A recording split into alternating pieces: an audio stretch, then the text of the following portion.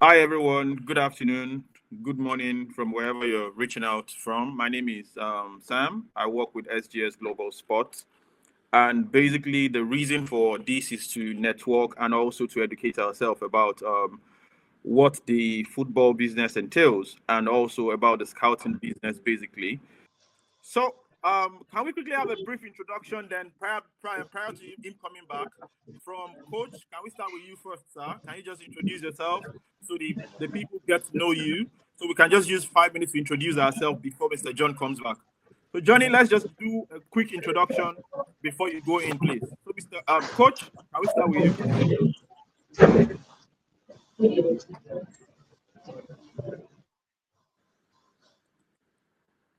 Oh, did I mute Coach? On mute. Coach, Yep. I think you muted yourself. Yep. Okay, perfect. Good day, everyone. I am Coach Ojumadu. Right now, I'm based in Dublin, the Republic of Ireland. Prior to that, over 2 decades, I was based in Ukraine. Worked with Shakhtar Donetsk, their youth development system. And when the war started, I had to leave and worked shortly in Hungary with 3 different teams, with 3 different academies, before finally moving over to Dublin, Republic of Ireland. Right now, as well as I'm a coach right now, also in the development department of the team. Also, have qualified Republic of Ireland referee right now, and most recently got certification with Barcelona Innovation Hub as a tactical analyst as well. So, just going around the game, looking at it from all angles and contributing to the game. So very happy to be here, guys. Okay. Before we Yeah, good day, everyone. Yeah. So my name is Chimezie Emenike. So I'm based in Oslo, Norway. I'm a co-partner in an agency called Spelo Player Management Group, based in Oslo here. So in Spelo, the target for us is providing a pathway for African players into Scandinavian markets and Eastern Europe. As we all know, Scandinavia, Norway, Sweden, Denmark, Finland has always been the starting point for most Nigerian players seeking a professional career in Europe. So in Spelo, our goal is measuring scout players from Nigeria, connect them with clubs here, and then try to manage their career so they make the right decision, like everything concerning their career, image rights, media management, proper training, contract negotiation. So I'm based in Oslo, Norway. Thank you. As a brief. Okay, thank you very much for that. And I'm going to move to Pelumi. Mr. Pelumi, brief introduction, please. He's representing Shubomi Balogun. His team has a match now. That's Lagos. What's the name of the team again, please? Lagos. Yeah. So he's the one representing him. His team is playing at the moment. He pleaded with us to just please, spare him a few hours. He might join us also, and hopefully they win the match anyway. So Mr. Palumi is the one representing him today. Thank you very much. And just a brief introduction. He's also a FIFA licensed agent anyway, and they work within the Nigerian space. That's why we wanted it to be into different region. We have the European market, we have the American market, and we have the Nigerian market. So we can all juggle ideas together and also get to know about what's going on in that market. So that's why we have him here. So Mr. Palumi, just a few minutes of introduction and we move into the event proper. Thank you. My name is good day everyone. My name is Olasubomi. I'm a football agent and I deal with management of players and their image, their branding and other things that relate to like football management. Thank you, Palumi. Without taking much of our time, we'll be going straight into Mr. Johnny now. And he will do the introduction and go into his presentation per se. He has 30 minutes to talk to us and also to enlighten us about what we need to know about branding and the basic concept of visibility for talent and all that. Thank you very much, Mr. Johnny. Just a brief introduction before we proceed. Thank you. I may remove every other person from screen, so you might be the only one on screen for your presentation. So kindly understand that, everybody. And if you're not seeing the audience, we already have people seeing you guys. So just it's a webinar platform, so you might not see them in person, but I can see the number of persons that are already online on here with us. Okay. Thank you very much. So, Mr. Johnny, you have the stage. You can unmute yourself. You're right. I did that. Okay, perfect. Okay, give me 1 second. Let me see. Good morning, everyone. For a starter, my name is John Okungbowa, and I am a licensed FIFA agent based in the United States. I am the founder and CEO of Okungbowa Sporting Agency. Just started. It's a brand new agency.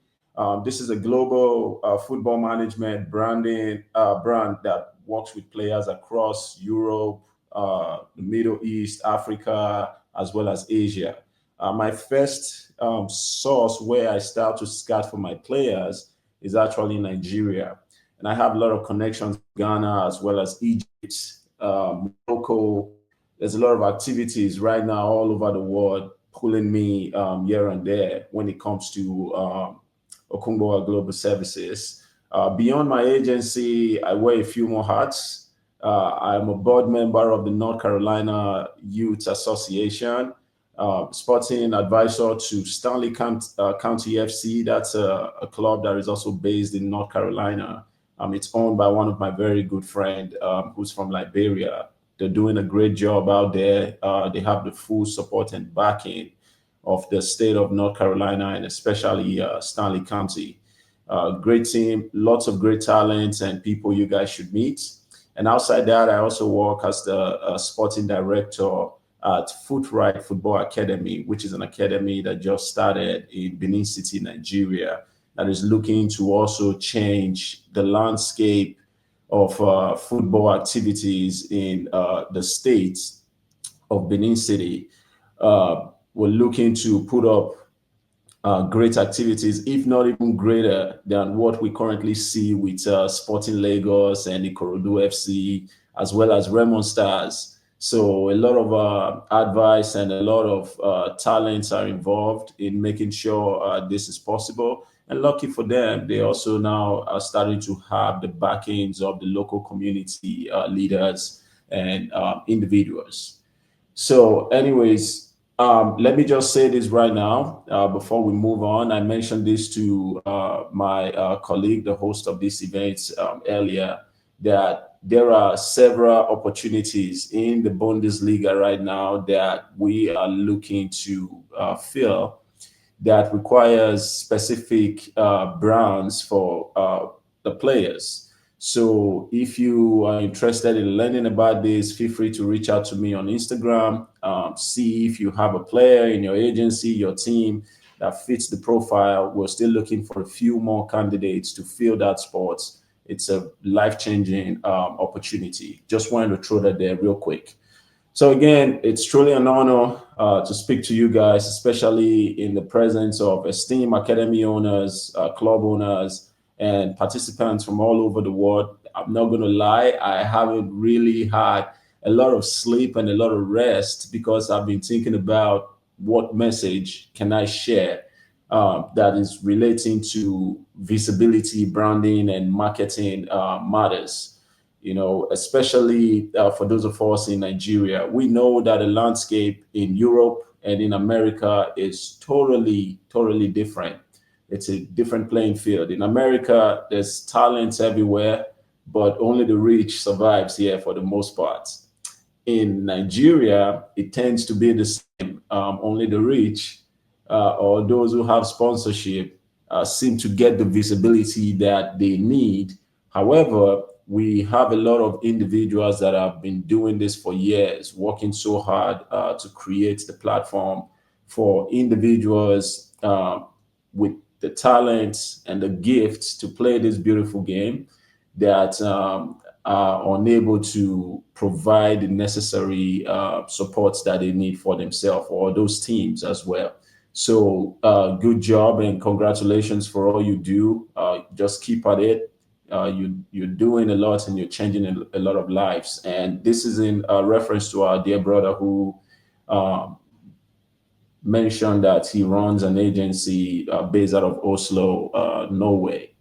So just keep it up. Don't get tired of what you guys are doing. It's not an easy task, but we'll get there. So to our topic, and again, if you have any question as we go, just feel free to use the comment section. Since this is a webinar-like situation, I seem to be the only one that has control of the screen right now, but feel free to leave your question in the comment section, and I will do all I can to address it as best as I can. When it comes to branding of talents, visibility, and branding matters, I prepared this in a way to kind of offer support to scouts, and not just scouts alone, but also like club sporting directors, intermediaries, as well as agents, those people that are involved in lensing out players from all over the world and every corners and regions where these players are located. So my message is technically tailored to this group, but if you're a player, there's so much you can learn what I'm about to share. And towards the ending of this, I'm going to do all I can to make sure that I address you directly as a player.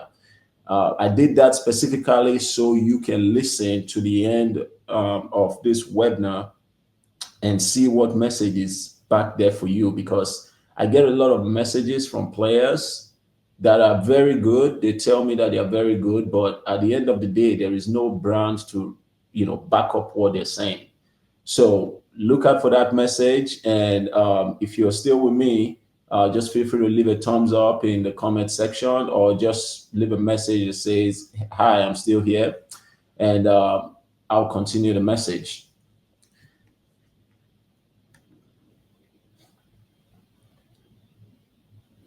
While that's taking a little bit of time to go on, I'll go ahead and dive right into it, since we're in a little bit of a time constraint. For others, am I speaking too much of an American English? I would hope not. I'm still very much a Nigerian, very much a Nigerian. I was born and raised in Nigeria. I didn't come to America until I was 21. So I've only been here for about 10 years. The accent is starting to creep in a little bit, but it shouldn't be a problem. I can switch to Pidgin English if you want me to, but I know that everybody can understand me. So anyways, back to visibility, talent, and branding. Let me start this today by saying that in today's digital age, talent alone is not enough. A great player hidden in obscurity will never fulfill their potential without the right visibility and branding. Let me give you an example with Cristiano Ronaldo. Cristiano Ronaldo is a beast on the field. To some people, is the GOAT. But what keeps him as the most followed athlete in the world is brand. His brand does the job, and is consistent. Also, his presence. So Cristiano Ronaldo's brand is consistent, and his presence does this job. Now let's go to our own star boy, Victor Osimhen. He came from Olusosun, Lagos. Who would have ever thought that Victor Osimhen would make it to Napoli? Remember, he used to be a hawker. He would sell pure water on the streets just to survive. No one ever thought that he would have made it to Napoli if not for proper visibility from the tournaments that Victor Osimhen performed in, the right media coverage, especially after he participated in the Under-17 World Cup and Nigeria won it. The spotlight turned on him. And then eventually, let me not leave this out because of the work we do, smart agents that told the story of Victor Osimhen. We know that he started really slow, small. He started in Wolfsburg in Germany, and then he went ahead and moved to Lille in France, and boom, Napoli picked him up. And next thing you know, he is the winner of the Scudetto, and now he just won it again with Galatasaray. So you want to look at the events around him. If not for his dedication and his hard work at an individual level, and then for the right agents and scouts picking him up and being able to tell his story correctly, we would not have had Victor Osimhen today. So if you're getting this, try to picture this in your mind, okay? From the streets of Lagos to Galatasaray in Turkey today. Now, another player I want to point out as an example is the current Barcelona wonder kid, Lamine Yamal. I had the opportunity to witness him play debut on his first professional appearance here in the United States. During the preseason, Xavi was the coach, and Barcelona played against AC Milan, and all of a sudden, they put this 16-year-old kid. And I remember talking to my friend that the kid is so young, and the very moment Lamine stepped on the stage, he's already making history. He's already taking shots, even better shots, and creating an impact more than all the other professionals on the pitch were making. I'm talking about the likes of Lewandowski out there. So anyways, Lamine Yamal, at just 16 years old, is not only a Barcelona starter today, as we all know. His brand is carefully curated by the La Masia Academy and his management to build long-term legacy. You see the spotlight is on him right now. Every single game, the cameras, I cannot tell how many times the commentators, the cameras, the whole branding team behind him, the team, they put him out there at just 17 today. So this is very important for us to know. It's not only who you know in football, it's who knows you and how they perceive you. So this is why branding is important. Now, going forward, let me speak on the benefits of branding. Okay. What branding does for you as a player or in anything you do, whether you're a social media influencer like Tunde Ednuts and Dr. Drew. What your branding does is that if you're a player, it first attracts scouts, clubs, and sponsors. And we have a few people on this platform that will address that later today. But it also gives you as a player the leverage in negotiations. You see, when Victor Osimhen had that saga at Napoli, he ended up in a loan with Galatasaray just because his branding was so good and so high, his value was so high, he had a voice to speak and say, hey, I led you guys to win your Scudetto for a while. So I deserve a much more better treatment. Other clubs wanted to swoop in and pick up the talent, but they just couldn't afford to pay his brand cost. So this is very important. And then another thing, you can see that during that period, Victor Osimhen was confident because his branding has already helped him build that confidence and gave him the mental strength to withstand that spotlight pressure that he was undergoing at that time. So that's the third benefit. It will build confidence for you and also help you build mental strength. The fourth benefit I'd like to talk about today is branding help clubs trust the profile even before watching you.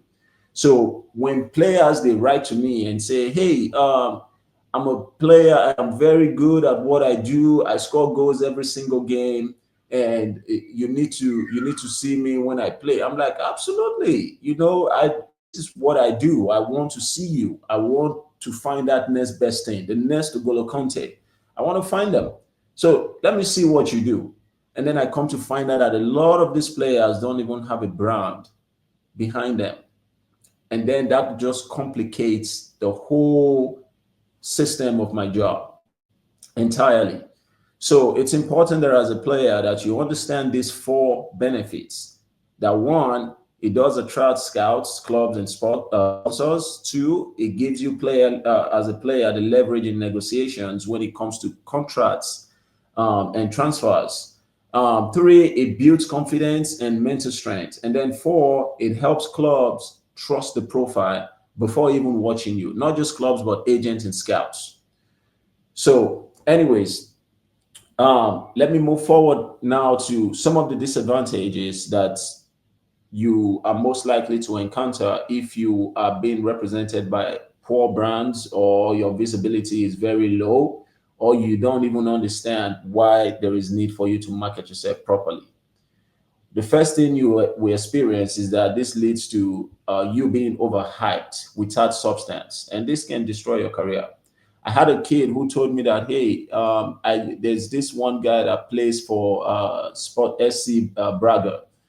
And he's like, oh, we used to be teammates in Lagos. I bench him all the time. I'm better than him. And I said, oh, that's good. You know, there's also luck involved in football. It doesn't really matter how good you think you are. There's luck involved. And I said, but I want to see what you got. You know, the kid sent me one 5 seconds highlight of him just taking a shot outside of the 18-yard box, and he hit the post, which is kind of good, but it wasn't enough. So at that point, I told him, I said, do you think you have about 5 to 15 minutes video of you doing your job that I can see? It's like, yeah, I have it. And I said, then let me see it. I'm telling you, till this day, I haven't seen that video. What message did that send to me? This is an overhyped player. He says more, is hyping himself so much, but there is no substance to back what he's saying. There's no visibility behind what he's saying. He wasn't ready. So I'm still waiting, because on the low, I like to give everybody a platform. I like to hear everybody out. But then this kid never came back, and it became like an empty promise that he just gave me.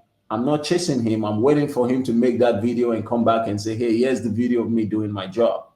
So to avoid this kind of situation, you know what to do now. Number 2 is that it gives the wrong narrative, and this can follow you forever as a player. Let me give you another example. I recently made a post on my Instagram that I work with grassroots players, and that I'm starting to build a brand now that help to take students from high school and bring them to come play football in colleges in America and at the university level, because we have a different system here. We call it the draft system. You have to go to school in order for you to be a professional athlete in America. You have to go through the university system, play at a collegiate level, and then enter the draft after, or when you're getting close to graduating. When I did this, a friend of mine, an old-time friend, she reached out to me and said, hey, my brother is a very, very good player. He's currently in Spain. You know, so I'm thinking, okay, he's already playing in Spain, great player. He already kind of understands this, what he needs to do. So I said, yeah, let's have a chat with him. So we're starting to talk, and I'm waiting for the brother to reach out. He reaches out to me, and I started gathering information about his profile, his career so far, how he made it to Spain, and what his experience is like so far, and what he expects to get out of our interaction. And the guy told me he's a defensive midfielder. He's great at what he does. Very handsome boy, by the way. Very handsome boy. He would have served me well if he had the right brand behind him. So anyways, I asked him, are you looking for full representation? He said yes. And I said, okay, here are a few things that I require from you just to know if you're even serious, like if we can go further. And I said, do you have any video at all that represents you as a brand, that shows what you're doing? Because you're telling me in writing. Can I see it? You would not believe it, that a kid that played football in the south of Nigeria all of his life and made it all the way to Spain to be playing at a university does not have a single video recording of himself playing this game. So there was no way for us to start. For all I know, this could have been the same situation that happened to one of my colleagues. Somebody met with him and said, hey, I have this talent. This guy is the #1 player in Rwanda. You need to meet him. He's the greatest right now. Hot cake, he will sell. My partner bought a plane ticket from America, Flew all the way to Rwanda to go see this player, only to find out that it was a total flop. Total flop. Wasted nearly $10,000 in resources and ended up turning his scouting journey to a vacation in Rwanda. So to avoid this kind of disadvantages, this guy will never go scout in Rwanda again. He told me, it's like, I'm never going back there because the narrative they gave me was totally wrong. And that one player was nowhere close to what they claim he was. So just imagine that player's career right now has taken a nosedive completely. Then another thing, disadvantage that you get from being poorly managed is false representation. Fake highlights, they can lead to blacklisting. You can definitely just get blacklisted. I have blacklisted a couple people too that tries to, copy other people's profile and say that that was them. But there's no need for me to waste my time dealing with fraud in this kind of nature that we are in today. The football world keeps you so busy that you don't even have time to handle all the pressure that you experience. Needless to say, one other person trying to claim to be who they are not. So represent yourself properly to avoid this kind of mistakes and to avoid this kind of career destroying stigma. It's very important. So let me spend some time now. Before that, does anybody have any question, comments about what I'm addressing now? Or do you see yourself in this kind of situation? Have you had experiences in the past that you would like to share? Feel free to put it in the comment section, or if you have a question or comments, I like to highlight that as we go. If not, like I said, I got 30 minutes, so I have enough to say today, and hopefully I'm able to get it all, get through all of that. The next thing I wanted to talk about is the landscape in Nigeria right now.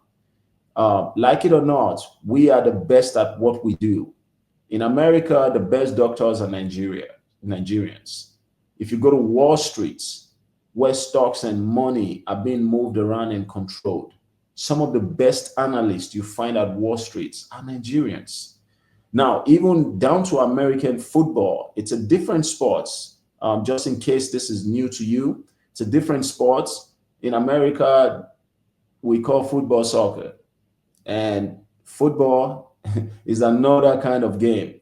But you will see that Nigerians represent, if not up to 10% of the athletes that participate in American football or even NBA. We see the likes of Giannis and you name it.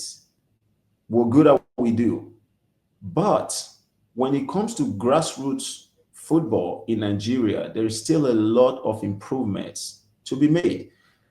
And if these improvements are not properly addressed, we would have a situation where scouts and agents are having difficulty, real-time difficulty, working with players in the right landscape. And we'll have a situation where, yes, you may have the opportunity, but you will be heavily underappreciated and undercompensated. I over the years, from my experience as an agent, I have noticed something. A lot of Nigerian professionals, their careers, they diminish too fast. I don't want to call names just because of the nature of this job, but you would notice that only very few, like JJ Okocha, because he's retired now, I can reference to him. They had a career. JJ Okocha had his peak. He had his time in Germany. He had his time in France with PSG. Then we went on to JJ Okocha playing in England with Bolton Wanderers until eventually retiring, right? So he played football at the highest level. He played among the best. And then he had a great retirement. Just like every other player, when your career is coming to an end, you tend to go help developing teams, which is what JJ did. But you would see in today's landscape, you have some players that are playing in the national team, and then the next thing you know, they end up in one Eastern Europe country. Nothing wrong with that, as well. But next thing you know, they are in a much more developed Middle Eastern division team, and next thing you know, the players disappear to oblivion. What is the main problem with this?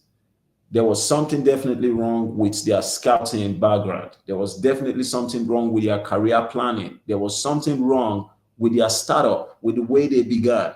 And even as a scout, I'm sure that the scouts who scouted them out had a lot of difficulty and hurdles to overcome in order to even get that player that first spotlight in the first place. So when it comes to Nigeria, we know that lack of infrastructure is a key challenge in the region, in the world, and also across Africa. We also know that poor digital access used to be a problem, but not anymore. Your online presence. So why I said it used to be a problem, Nigerians consume so much data these days. The telecommunication companies are so rich. In short, the government are very concerned about social media, which is normal.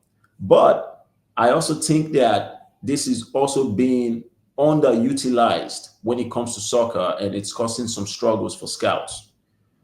If you're a soccer player, there is absolutely no reason why you have a phone, why you have social media, and you're not representing yourself on your social media. Absolutely no reason.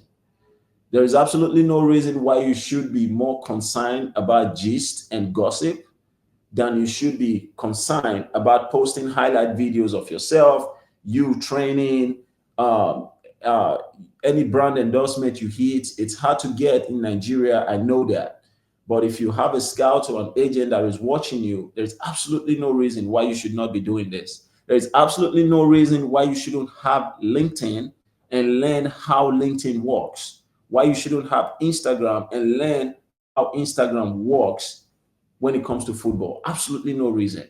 So yes, we do have poor digital access, or as presumed by the rest of the world, but we have advanced in that department. It's just only we are slow in picking up what we're supposed to be doing. Now, the last two things is inconsistent coaching records. So this one is to the coaches in the hall today.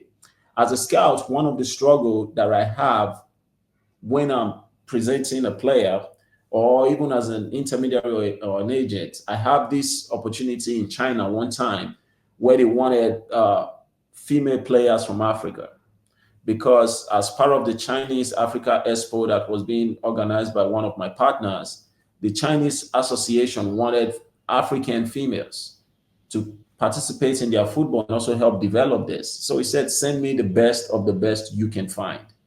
I reached out, and when it came down to it, inconsistency in their record is still one of the reasons why we're still trying to get things moving. So to coaches, this is a call to you. This is a part of a player's career that you are responsible in addressing. You have to make sure those records are consistent. How many minutes they played, how many games they played, how many fouls, if they are defenders or midfielders, or as a striker, how many goals they scored, how many goals they assisted. You have to have a platform, a system. If you don't have a website for your team, or if you don't have more like a tracker for them, you can keep notes. You can take notes so that when a scout comes and say, hey, you have this one striker that I'm very interested in. What records do you have of him? You can take pictures of that and send it. This is very important, but almost no coach across Nigeria and Africa does this.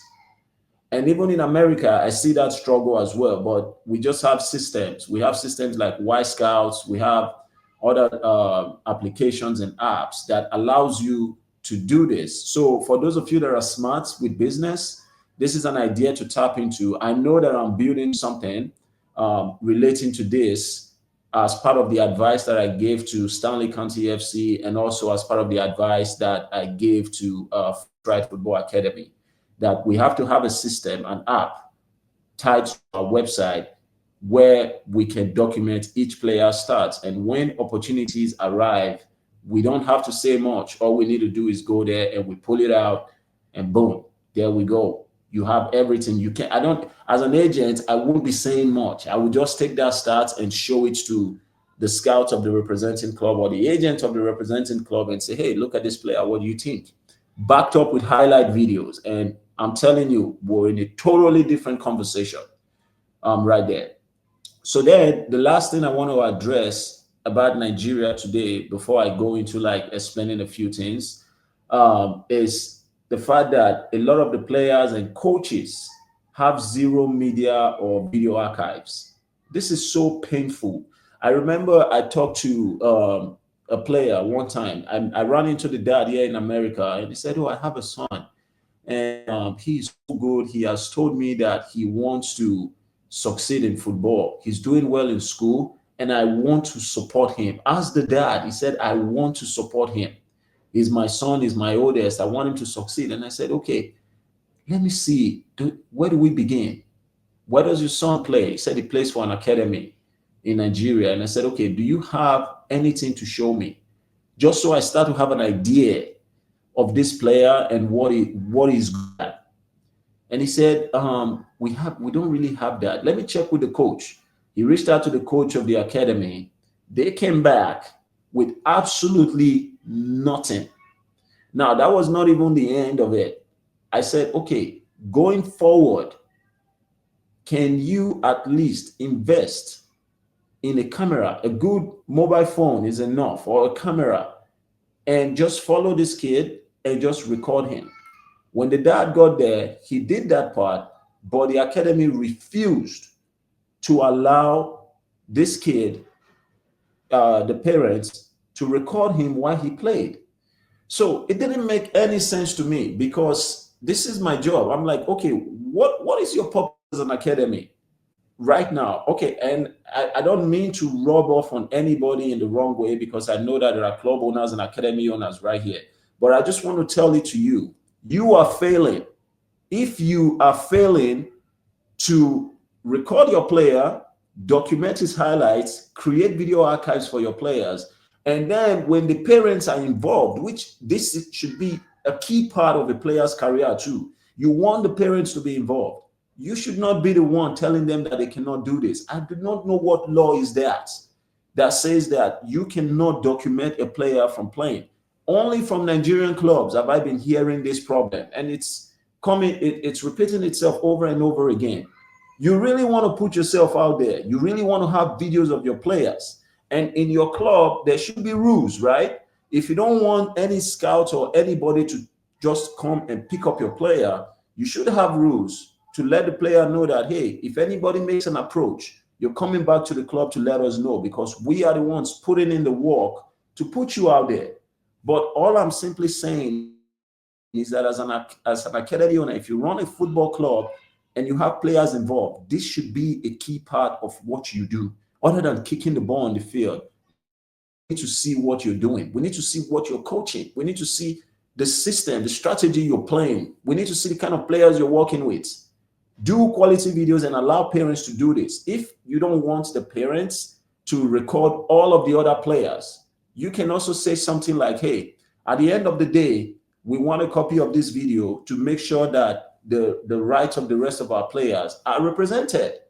You can take advantage of this situation instead of saying that, oh, we do not allow you to record yourself here. So what is the purpose of sending the player there to play for you if they cannot have the ability to document themselves and represent themselves and bring opportunities that would still end up coming back to benefit the academy? It doesn't make any sense. So as a coach, sporting director, head of media or communication, we got to do better in that department because that is another area where we're being left behind when it comes to competing with the rest of the world. There are cameras that are being sold now, though they are expensive, but I'm sure they have discount. I personally, I don't recommend a lot of those cameras. I've seen other better jobs that are being done. For example, I saw highlights of Sporting Lagos and Ikorodu FC. I follow your social media, by the way. I saw those highlights of their players. Those are great cameras that they're using. So maybe these are people to contact and communicate with on how to properly do this, but this is important. We have to get better at this across Africa. It makes the job easier for a scout. It just it sets him up right for the rest of the activities that they are going to perform on behalf of the player and the team. Now, going forward, I know that there is hope. There is a lot of things that needs to be done, and there is hope that these things can be done. It could take a while, but I mean, come on. We just paid off our loan with the IMF. Who would have thought? That's a big win for the country. There's freedom. So we're seeing things are slowly taking shape and things are headed the right direction where they're supposed to go. Congratulations to the country for that. But at the same time, we as sports ambassadors and we as sport managers, we need to follow suit. We need to be doing the same. We need to keep up with what's going on with the rest of the world. Now, let me focus now, on coaches. Since I have about 4 minutes, I apologize for coming late. It was my fault.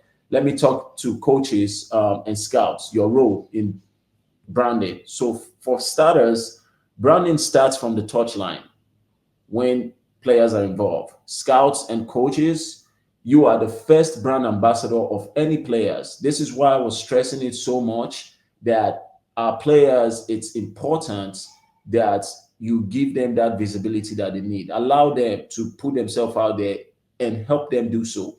But let me talk about Arsene Wenger. Right now, he works with FIFA. He runs a program, a grassroots program for FIFA, a great program that you need to learn about. I know they are actually hiring players. They call them talent. I think it's called the TDB program. It's more like a talent development coach. They can send you to anywhere in the world for 2 years to go help with the FIFA academy setup, to help the association of any member association that decide to participate. So great job as Wenger is doing, especially because he's putting his focus in Africa. Okay, but one thing I like about him is that he did well as a coach. He didn't just train, he also helped build career path for his player. We all know of Kanu Nwankwo. So what you must do as a coach, help players build game IQ and identity. This is important. It's an important part of your role. Consistently collect match footage and valuation. I have from the beginning to this point of my presentation, this is all I've been telling you. Make sure that you have footage of your players and valuation of them. Document it. It's important. If you need to hire somebody, do it. Be honest with feedbacks. Doesn't oversell. If a scout tells you you suck at what you do, you got to be better, it's not going to hurt you. It's only going to help you. Then document the progress, the goals, and assist in training of your players and also attendance. All of these things are important. And I'll send this script over to the host to forward it over to you just so you can reference to this later because we're out of time. And then for scouts, you have to do the same thing. You know, be well documented, well referenced. A player is more appealing to clubs than anyone with raw talent. If you are able to show up with what you need for a player, you already have a brighter start. You already have a greater head start. And lastly, just don't forget to use all the social media platform you have. I will send this list as well and have him redistributed to everybody. But again, I respect my time. I appreciate your time. I apologize for giving you a slow start. I had serious technical difficulty this morning, but I'm staying to the rest of the for the rest of the program, and I'm willing to learn from others. So feel free, reach out to us if you have any other question or more clarification. Once again, thank you for your time, and I appreciate everyone for participating today. Thank you very much, Mr. Johnny. We have a few questions, but we'll attend to it at the end of the session because I think I want everyone to run through their session so we can attend to the questions afterwards, okay? Just 3 questions. And now we're bringing in Coach. He's going to talk more about the technicality, how to develop technicality, just like Johnny started the conversation. Coach is much more into the technical aspect of footballers, what scouts and what clubs are looking into or looking for in players, because he's been there. He's worked with big clubs in Ukraine and across Europe, and he's also a referee, so he sees it from both angles as a coach as a referee, and also as an investor in the business itself. So he understands it from all angles you could be coming from. What he needs to tell these club owners what to do, just like Johnny said about investing in gadgets and all that. But he would focus more on technicality and how you can develop that skills for your talents, because we have different audience here. I think I divided the audience into three: club owners or club executives, let me put it that way, scouts, and also those that are involved in the ecosystem as a whole.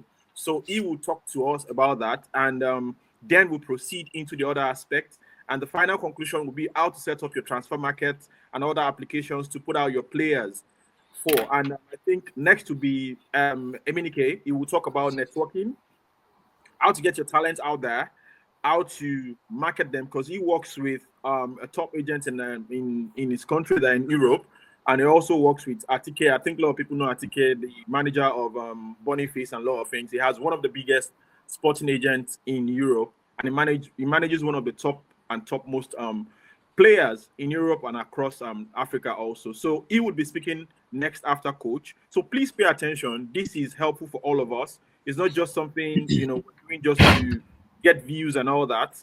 It's something we're doing basically to educate ourselves and to advance us in this trade. Because I observed, and one of the reasons why we did this is we discover a lot of scouts are fading off. They're cutting them off because of these simple informations we do not put into place. The trade is becoming outdated because clubs now just cut them off, just come pick talent and all that, and they are getting frustrated, and that's one of the reasons we're doing this. So now let's welcome Coach, and Coach has the 30 minutes to talk and to educate us about the technicality of developing talent. Thank you very much, everyone. Yeah, greetings again, everyone. Let me start first. I want to thank Mr. John because a lot of things he mentioned, I was still just double into them a little. He was mentioned those things in a broader way, but I will still try to highlight why those things are very important, like statistics, like technology, as well into growing and mentoring players and giving them like that edge ahead of other people, maybe in other regions or other places. First of all, I'll be talking maybe like what the problems are, the peculiarities of the issues we have in Nigeria, for example. Let me use Nigeria, for example. Why? And I would say that we've been so disappointed. Personally, I've been so disappointed that over maybe the past 20 years, things have kind of nosedive. That some of the older people here will remember like the late 80s and early 90s, going into the early 2000s. You see that today we're talking about the golden generation of the Super Eagles of 1994. After that, again, going into like the early 2000s as well. Now, I want us to understand one thing. Some things I'm going to say here today might be controversial to some people, but we have to self-analyze first, understand what the problem is. When you don't understand what the problem is, it's easier for you to find solutions to them. As a group of people, as Nigerians, we hype ourselves, which is good, but sometimes we fail to tell ourselves the truth. We fail to really analyze ourselves to understand where the problems are so that we can follow them and we can find solutions to them. And again, sometimes we have these quick fix solutions because that has to do with the football management in general, both in the club levels, state levels, regional levels, and up to the glass house, there in Abuja. Next point I want to mention is this about growing talents. It takes a lot of specialists to grow talents, to nurture talents. It's not just about the coach. The coach is just like he has just one role to play. First, it has to start with the mission and the vision of the club in particular. Big clubs here in Europe, they have their the main teams, then they have their academies. Then most of them have like the grassroots section as well. It is a kind of a pyramid that goes up that way. It's not easy. You can't cheat. You can't cheat the system. Shortcuts are very difficult nowadays because football has shifted from, oh, this guy is a good footballer. He plays well, he runs well, he does this, or he was even talented or skillful. No, it has gone into intelligence now. That is one thing. That's why we're not seeing most of our players moving out to big clubs like we used to see in the 90s, even the early 2000s. Now, like I said, clubs must have a clear vision that they want to develop talents, put them into the system in their club system, and then they play in the country, and some could go out already prepared to face challenges anywhere in Europe or anywhere or elsewhere. Let me underline one thing. May you understand that many big clubs in Europe come to like Africa or Asia or some other places to open academies. Why? Because first of all, they have identified that the talent pool in that country, in that region. And most of these clubs have had, positive result with players from, let's say, that country. The reputation is there already. And that's why you see some of them try to use some of the old players from that country who have played there to help them run the academies there. And most importantly is that they want those kids who are already talented to start understanding the dynamics of the foundations of football, the DNA. They want to start implanting that DNA of their parent club right from that childhood, right from that 6-year-old kid, learning just very simple, the basics, like I call them, that after a few years, they start, like graduating, going further, like to the under 10s, under 14s, under 18s. Before you know it, they already have that full DNA and full intelligence that modern football requires right now. Another thing is, let's understand that we can't have shortcuts anymore. In a country like in the Netherlands, they have, Ajax. For me, that's the number one club if it has to do with in the world, if it has to do with football development, grassroots football development. You have the on the 5s, on the 6, on the 7, on the 8. Every year has its own team, and the focus is always different at every particular group. Children, let's say from 6, 7, 8, even up to 11 and 12. The focus is on the technicality of the game. Let them understand the basics of football, the runs, the dribbles, how to place your foot, how to shoot, what parts of the foot do you use to shoot, how to get what results and all that. It is one full training session can just be on kicking or doing like an in-swinger, for example, or shooting only correctly. Like they'll get the football books, they'll show them, with different terminology. It could be shoot from this is the lace, you shoot from the inner foot, outer, and things. 1-2 training sessions can just be focused on that, and they have fun. They try to remove the spirits of competition. Definitely, that's why at that age group, till up to 11 or even 12 in many countries, teams play on the up to under 12. They play competitions per se, but the results are not counted. You don't have any league table. It's more of them learning the game. The mistake we do have over in our own region is that we try putting competitive, ideas in that it becomes more of competition, more of winning than development. That is why we're still having issues with our the youth teams today. We win the World Cup, we splash them with money, promote them. Before you know it, the idea is that, we've arrived, when actually just the beginning of the learning. So going back again, between the ages of 6 to 12, you have to pay attention to technicality, just the technical aspect of the game. That's what they have to learn. Learning how to put themselves in simple formations, where to stand, what to do, how to make the pass, competition. I'm not saying that you shouldn't have competition among them is good, but that is not where the emphasis are at that particular moment. So you see that they just need to understand that this is how you're going to play, this is how you're going to pass, this is how you're going to do it, this is how you should stand, this is how learning position is and all that. It needs investments. And we know that the problem we have back home is that, it's not easy working on tight budgets. That's why clubs practically don't have youth system. They don't have youth system for like from under 6, they say even to up to under 14s or under 16s. They have them because it's a period where you just invest so much money. And it's not all parents are in the position to pay. If you're making your academy like a paying department, like in the paying system, at the end of the day. You might not get the talents now that you need. It might just be rich parents' children. These are the ones that will come there, and then they might not be the best talents, that are needed. So between the ages of 6 to 12, teach them technicality, and in that process, another important thing that we do is that we don't go like, oh, this one, you're a defender or you're a midfielder or an attacker. No, you rotate them always. Between the ages of 6 to 12, they need to learn every position.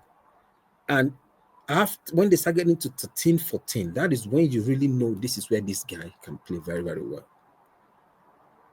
And in that process, they've grown understanding how the wings work, how the defense works, and all that. You see that in the future, it might help them to adapt or even change positioning, in the long run.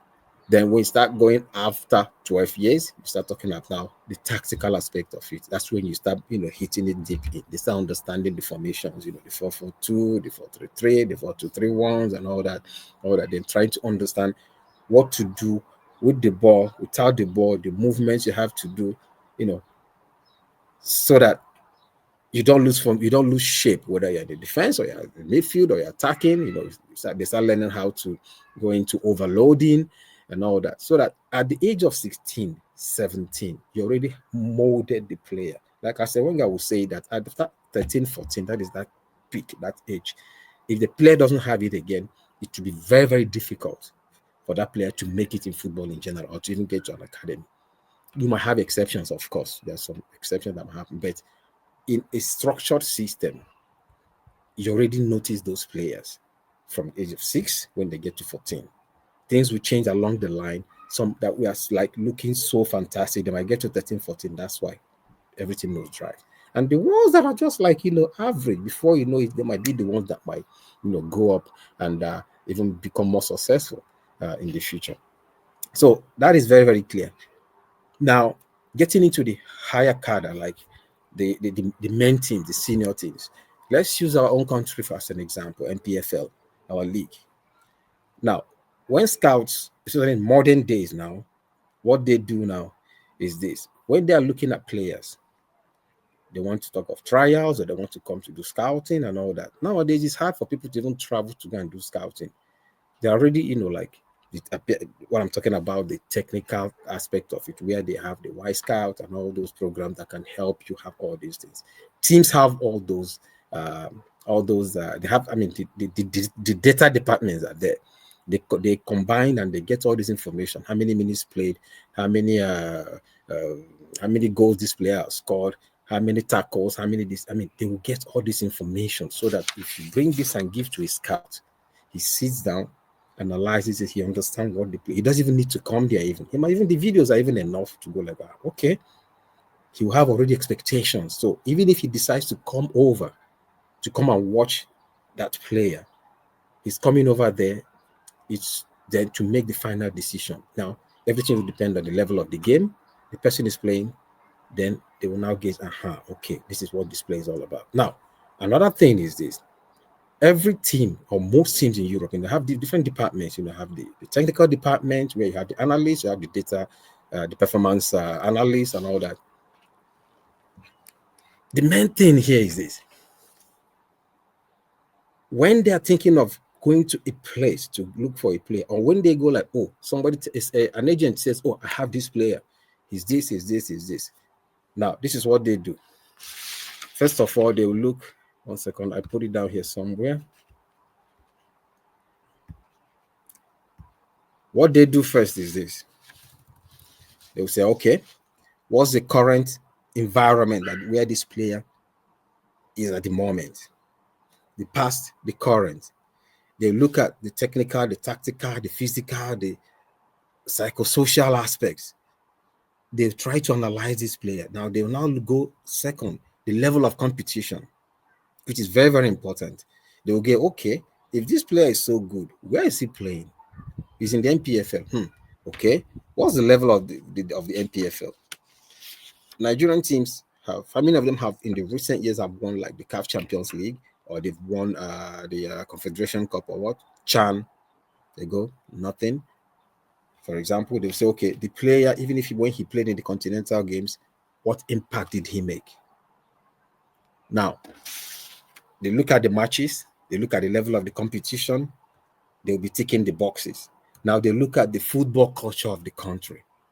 I mean, that is one big thing that we have, at least. The football culture in Nigeria is very, very, very strong. You know, it's like we start playing even in the mother's wombs. So we have that. Then they look at the teams in particular. Let's say the person is the player is in Remo Stars, for example, and the other one is in Kwara United. They look at the teams, look at the structure, look at how they've been playing, impact being made. They will say, okay, it will be easier for them to even make a decision. Let's say they have two players from two different clubs. I'm not trying to say which one is better here, but I think you guys understand where I'm heading to. Now, they now look at the player's personal background. They look at religion, his habits.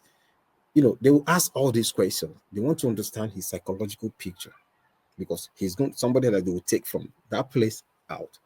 That's why sometimes some players, when they go out there, they lose their minds. You know, before you know it, they get distracted, and the game, everything goes down. Then they'll also now the next thing they will check it. They will now check, you know, scouts, agents. They interact. They could go like, okay, one agent, one scout might call his other friends. Okay, have you checked out this player before? What do you think about him? You might get a kind of assessment from another agent or another scout. You can say, okay, this is what we saw, this is what we think, this is what I think, this. Now, next thing, they will now check.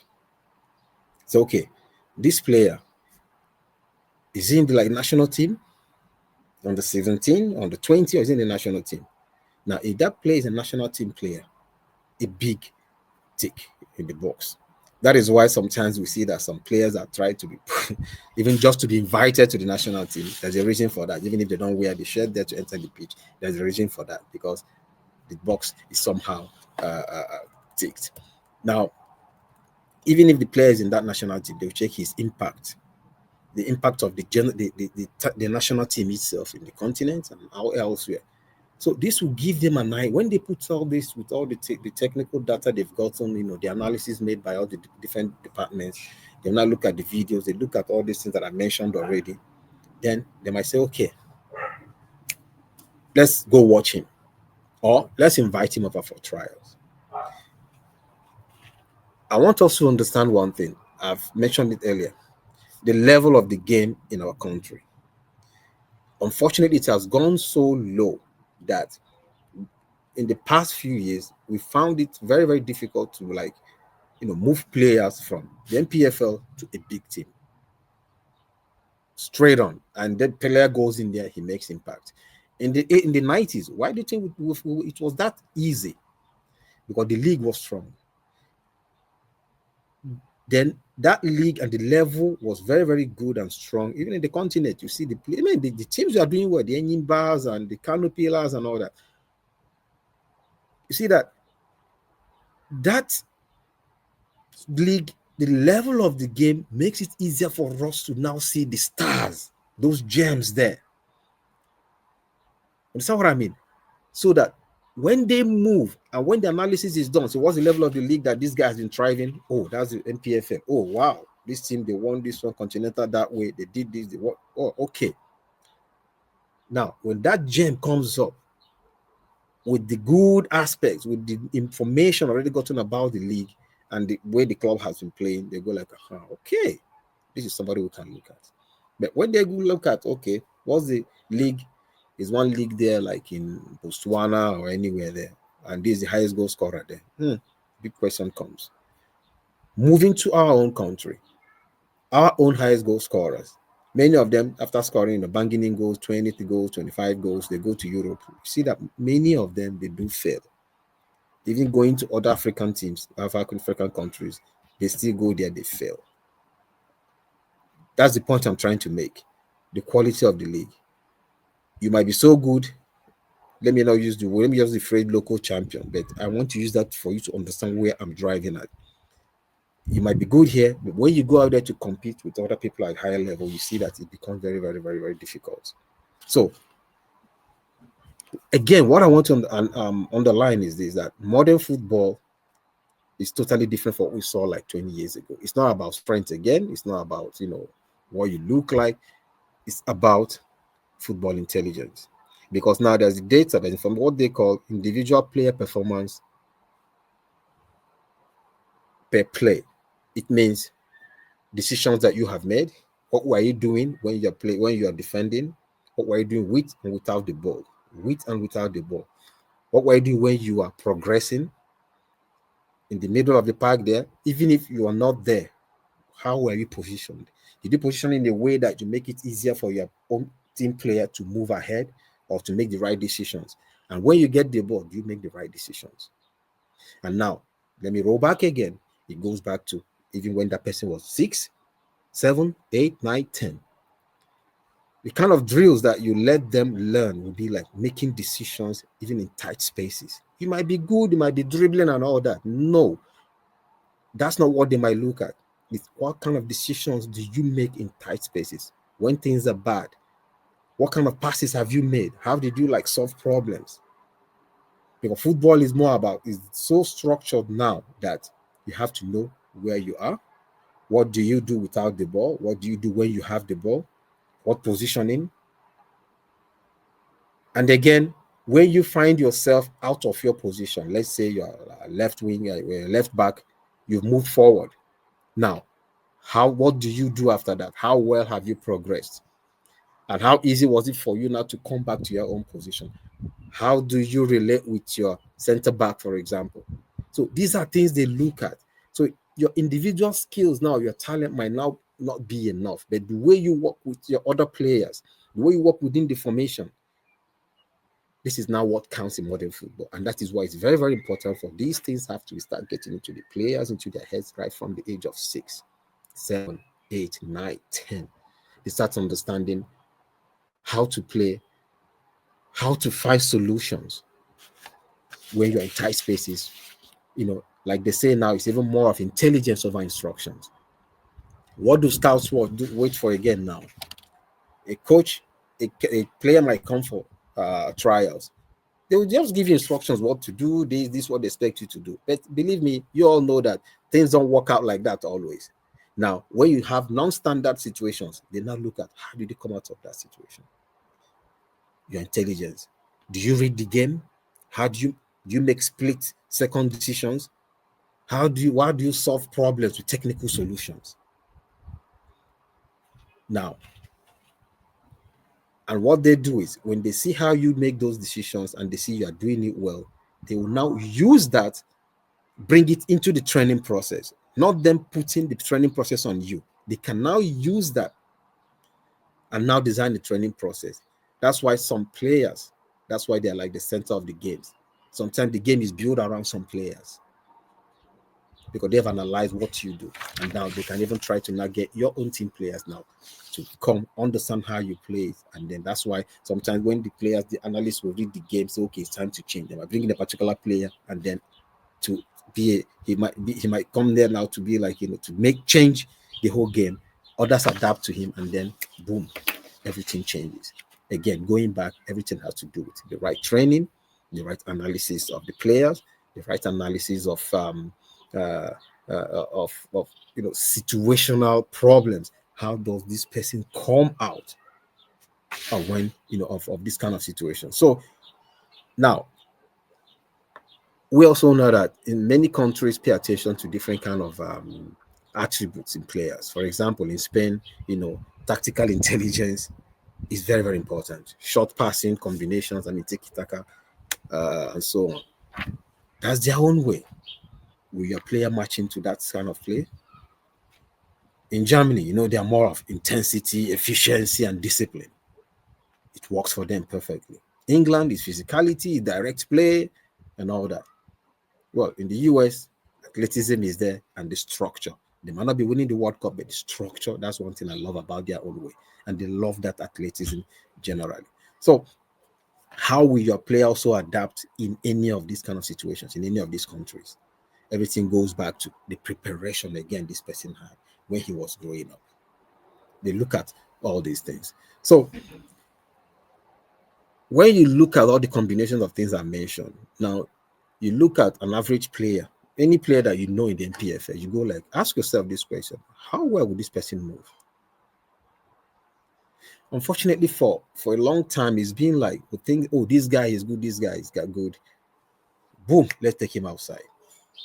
So the system has so much fallen that, unfortunately, it's about getting somebody out of the country. This is another direction of the topic I'm talking about now. That continuity, development of what we have is now secondary.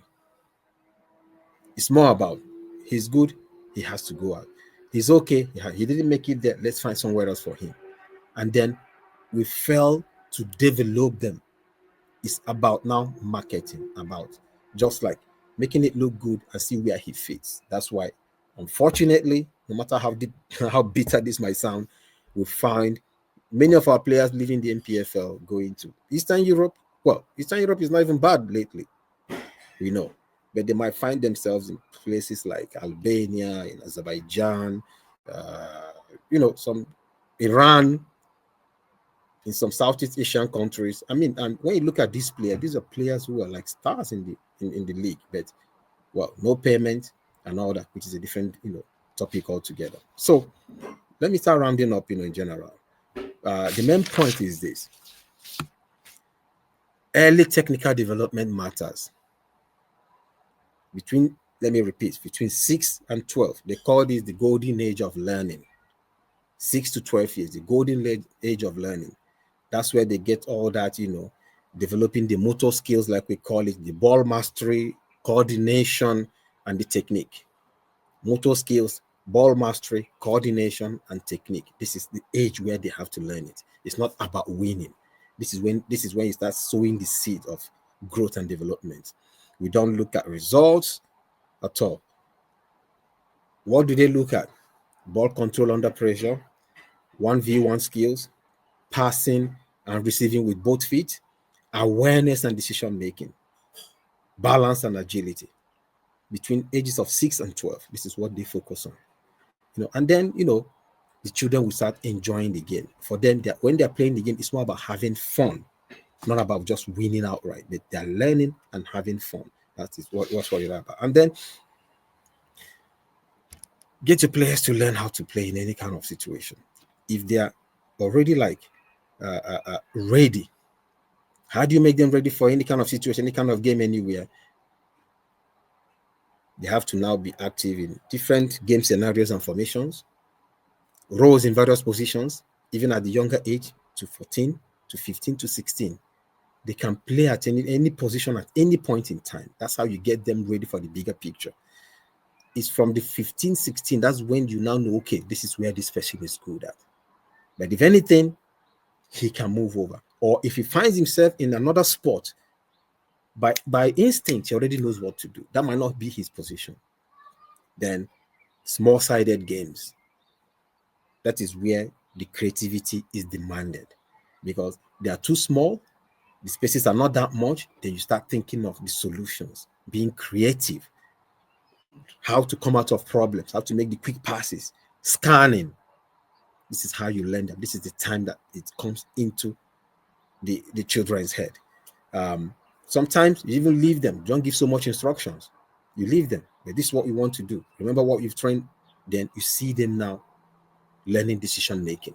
This is the kind of players that scouts might want. That's why sometimes some scouts might come to a country somewhere, they go they look at the players, they look at them. They might not take that one that shines so much. They look at the ones who are making good decisions. You might have a small kid like that playing. He knows how to turn, he knows how to receive the ball, he knows how to progress, and what happens? He knows how to make the passes. He might make that pass because his leg is still too weak. He might not get to the person, but these are the kind of players that they will take. In my own club, when we are transiting them now, from let's say 12, 13 into the bigger picture where they play competitions, we do gather around, have about a few coaches. Everybody gets his notes. They start playing. Everybody start making notes. This player, based on all these kind of attributes, you start getting it. Start marking. Then later we sit down, and before you know, you see that not all those ones that might be shining, they might not be the ones that may be chosen. to step up into the men academy. It might be the other ones. Then these ones might still be playing, but they might be in like the B teams. Even under 16, they'll have the B team and the C teams. And then in the process, you give them the opportunity to also grow. Maybe they grow and grow into the 16s, A or B. And then when they get to 18, 19, 20 years old, by the age of 20, they are ready to play in the national team. They are ready. They can play in the main team. Though they might be a bit weak and experience might not be there, but the DNA is already there when you start these things from the ages of 6 upwards. So we have to remove this picture about quick sell. This player is good. Boom, boom, he has sold. But where is it coming from? What was the preparation? What has he learned all the while? What's his impact in the league, his club, and all that? It misses. I'm not blaming any, please, my dear colleagues, coaches, scouts, agents. It is a situation that we found ourselves in the country because we don't have much investments again in the league. So it becomes a kind of a quick fix. That's why we find it hard now to have local players going into the national team, to the Super Eagles. Why? Not that you don't have like people who would have been capable of joining. If you look at where they are coming from, see that we've not given them the opportunity. I'm not blaming them. We have not given that opportunity. And that's why we start looking at the ready-made players, the foreign-born, and then you start having all these clashes here and there. The 90s, the 2000s, different area, different time, different era than what we have now. So it's about investments again. If clubs can start investing from having players from the ages of 6 already, going them up, it's a long-term investment, I know. But this is where it has to come. This is where, again, government does help. In Hungary, when I worked in Hungary, government, all the academies, when I mean academies, all the academies, the government helped them with infrastructure. They got astroturfs, we got indoors, investment was made there and the government. And then you see them growing. They were able to get in players and start teaching them how the basics. But in our own side, it's difficult for people to invest all this money to start like that. They don't have that support. And then it becomes that, oh, he has good enough, we think he's good, boom, we try to take him out. And then he might not really reach that standard that we need over there.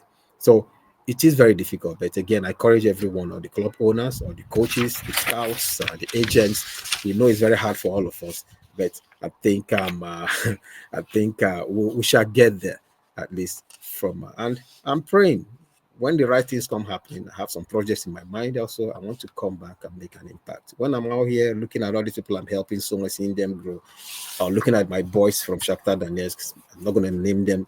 Some of them are in Europe now, making waves, making impacts. I feel very, very proud. But I want to see the Nigerian guys also coming out there. I'll say that, oh, I knew this guy from one team like that as he was growing. So kudos to teams like Remo Stars. I think they have the right concept. And I think in the nearest future, we'll see the results coming in. So thank you, everybody, at this moment. Thank you very much, Coach. I believe someone asked of one or two things. We'll attend to it much later. Just stay with us. We'll soon be running enough. And if you have any question for Coach, you can send it into the comment section. We'll attend to it. During the session, you might send your response, but after the session, we'll attend to a few questions. Thank you very much, Coach. And next person would be Pelumi. Because someone asked the question about how to set up all these things Mr. John spoke about. That's the transfer market and other things. Mr. Pelumi will be dealing with that. He'll be showing us a guideline on how to set up your profile and how to deal with all these marketing avenues and all that. Thank you very much. You have the stage for a couple of minutes, Mr. Pelumi. Thank you. And you're next. Good evening, everyone. I would like to thank the host of this program for giving us a platform to learn about the business, and I would like for the privilege to learn under my senior colleagues. So, without wasting much of our time, I'm going to go into navigating football transfers, which are the tools we are going to be using. We're going to be talking about transfer markets. We're going to be talking about FIFA digital passport and FIFA safeguarding rules. So, in modern football, we all know football now is data driven, and these are tools we need to actually put in place for our players to be well seen. And yeah, at the same time, these are things we need to ensure transparency in football transfer. So in modern football, football documentation, visibility, and player protection are very crucial. transfer markets, FIFA, and digital passport, and FIFA safeguarding rules are three fundamental pillars that support transparent and secure player transfers worldwide. Understanding how they interconnect helps agents, clubs, I think there are a lot of club owners here, players navigate the complexities of football transfers safely and legally. So I'm going to be talking about transfer market profile. This is an online global database that tracks player statistics, market values, and transfer history. It serves as a digital CV for players. Obviously, it displays age, nationality, club history, current market value, and more. It's always updated by transfer market editors based on real performance, verified club data, and public record. So yeah, we're going to be running through the benefits of having like a transfer market profile. It increases visibility for scouts and agents because now most times when we want to shoot a profile to club or fellow agents, they will obviously ask for like what's the player's transfer market because these are tools that they will use to analyze the player's data, the minutes he has played, the stats, the goals, the amount of games he started, and his youth team history, like the clubs he has played for. Um, it boosts credibility in the transfer market, and also it serves as a reference for player evaluation during negotiations because at the end of the day, when you have a transfer market profile, there's a transfer market value, there's a value for each player. Sometimes clubs are very specific about the value, like the transfer market value they are going to work with. As a player with nothing less than so amount. So these are like tools that we use to help our players. So I'm going to break down how you can register for transfer markets, how you can actually create your profile for a player. So one of the things is that the player must actually play for a recognized club or academy. Profiles are created based on official match records and they are verified by club representative. Scouts and agents or club officials can submit updates which are verified before being published. You actually open a transfer market profile, you check on transfer markets, then you see sign up, then they will ask you for details, that's your date of birth, the club you play for, like basic information you are going to use while opening your account. So you open like you go to transfermarket.com, then you click sign up. So that way you can register your profile on the app. So I'm going to be moving to digital passport. I'm going to be moving to digital passport. What are digital passports? These are secure digital records that document the player's identity, his career history, and transfer movement. These things are linked with FIFA transfer matching system to facilitate a legal and verified international transfer. They prevent issues such as age fraud, dual registration, and unverified transfers. For any player to move out from one country to another, you are going to be needing a digital passport that carries all your career records. So we are going to be looking at the contents of a digital passport. It contains your personal details, that's your name, your age, your nationality, your club history, all clubs you've played for, and the contract dates, when it's going to expire or when it has expired. These are things, there are details that are going to be needed on your passport. Your international clearance, because for you to move from one country, you need an international clearance. Your injury and your suspension records. So how do they work? How do we create digital passports? They are created upon first registration with a FIFA recognized club. So when you register with a FIFA recognized club, you can try and create your digital passport. They are always updated with every transfer, loan, or contract renewal. Federations and clubs have access to verify player movements and history every time. So without wasting much of our time, I'm going to be breaking down how you open your FIFA digital passport.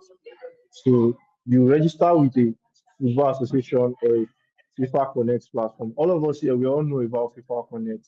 As club owners, it's a very important thing you need to keep track of your players and in order to prevent player theft and all this poaching.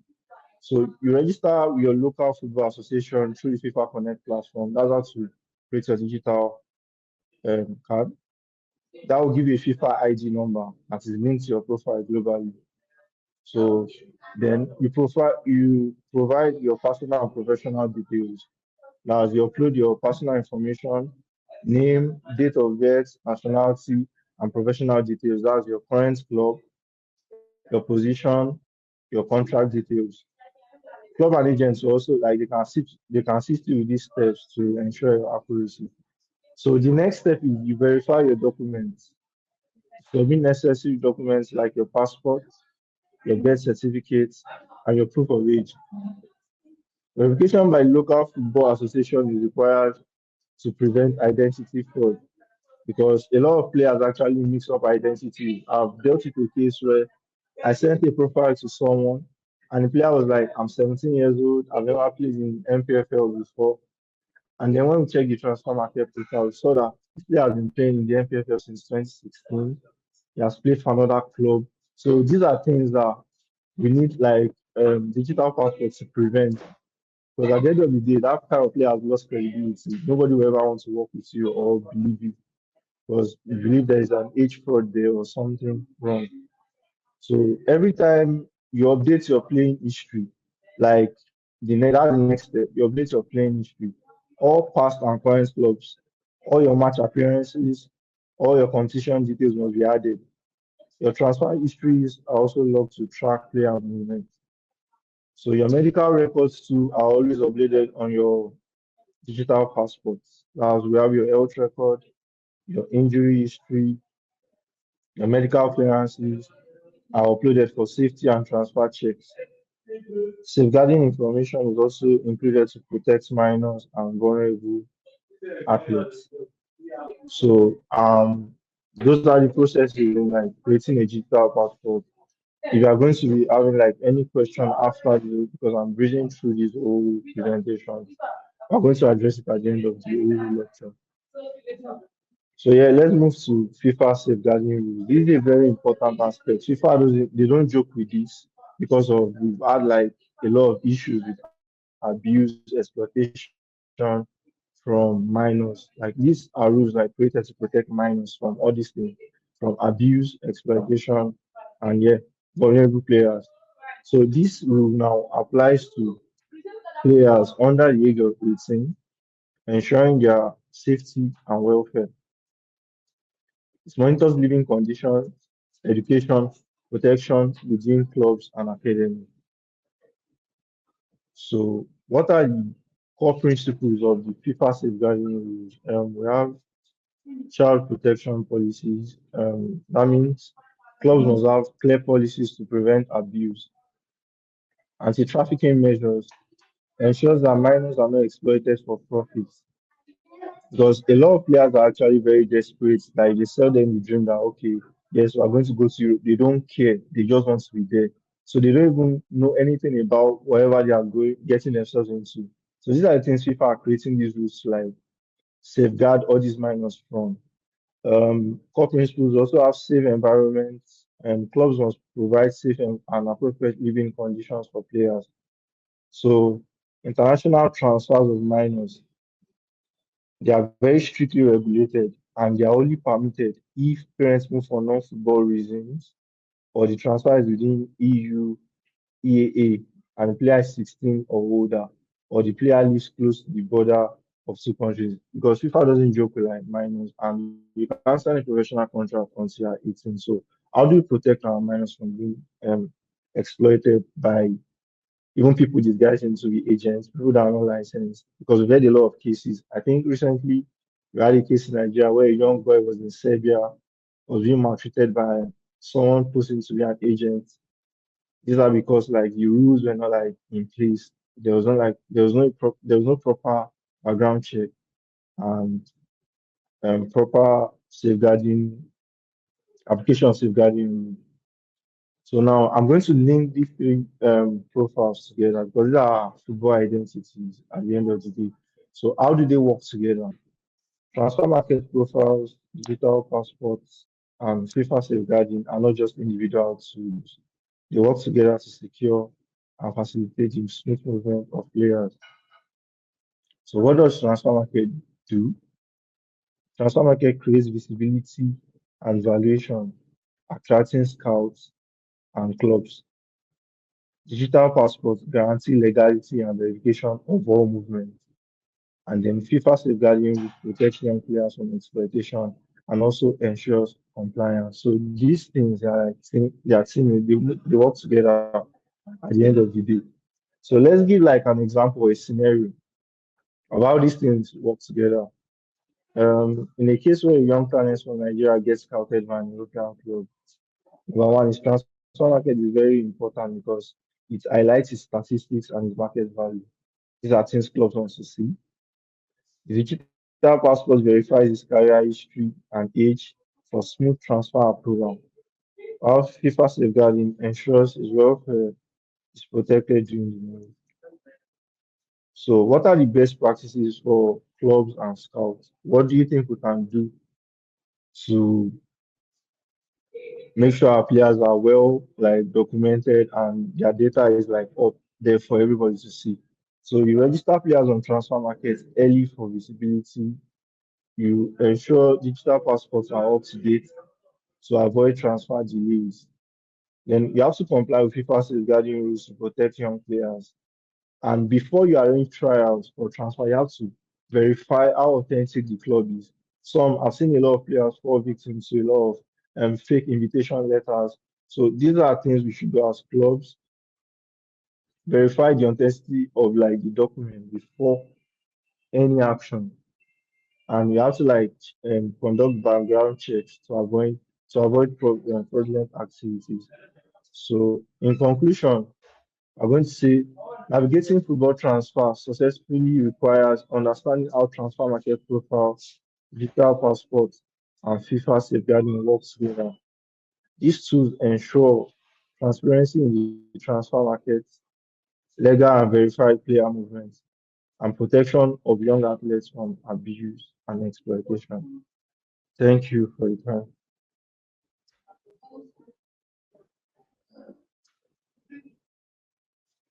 Okay, that's perfect. Thank you very much for your time, Palumi. And yeah, if you have any question in respect to transfer market, how to open your digital passport, or how to help your players open it, you can drop your question in the comment session, and we'll attend to it in a bit. But to add to what he said, I'll just say I'll add few things to it. And I was watching or looking at an interview recently done by, I think, Obuke. Or is it Obuke? Onazi, rather. He had a session with this lawyer, the Rangers manager, that's barrister Amiobi. I think they had a session online. So, and they were talking about the importance of having a legal team when you're dealing with players and all that, which is very, very important. So I would advise club owners, scouts, intermediaries, when you're dealing with players, transfer and all that, ensure you have a legal representation, even within FIFA rules. Even if you want to sign a player, it says the player is supposed to independently have his or her own lawyer vet the contract you want to sign before they sign it. So it's not your own lawyer that would vet the player. The player also has to have an independent lawyer that would have verified the contract that they want to sign. So there wouldn't be any issues going forward. So it's very, very important to understand is the legal aspect of it. And according to what we learned in FIFA then, it says FIFA don't joke with underage. They don't joke with underage players. Is something they are very, very strict about because of child trafficking, amongst other things. So please take note of all these things. And now we'll be bringing in Emenike to talk to us about 1 minute, please. Talk to us about networking, how to sell your players, how to network them. You know, Coach spoke with us about the detailing of players and how to help them grow. You know, like he said, something very, very important about not just focusing on them going out there and everything, but to nurture them and build them. So Emenike will be discussing with talking to us about the networking of agents and legal protection for scouts, the player, and everyone involved in the transaction. He would, because he's involved in lots of transfers. So he has the knowledge of all these things. So he will discuss it with us because it's important you are protected as a player, as an agent, whether as a third person or as a third, as an intermediary. Your protection is very, very important. And you wouldn't want your player to also sign a very terrible contract that they'll be, caged, and their potentials will not be, annexed generally.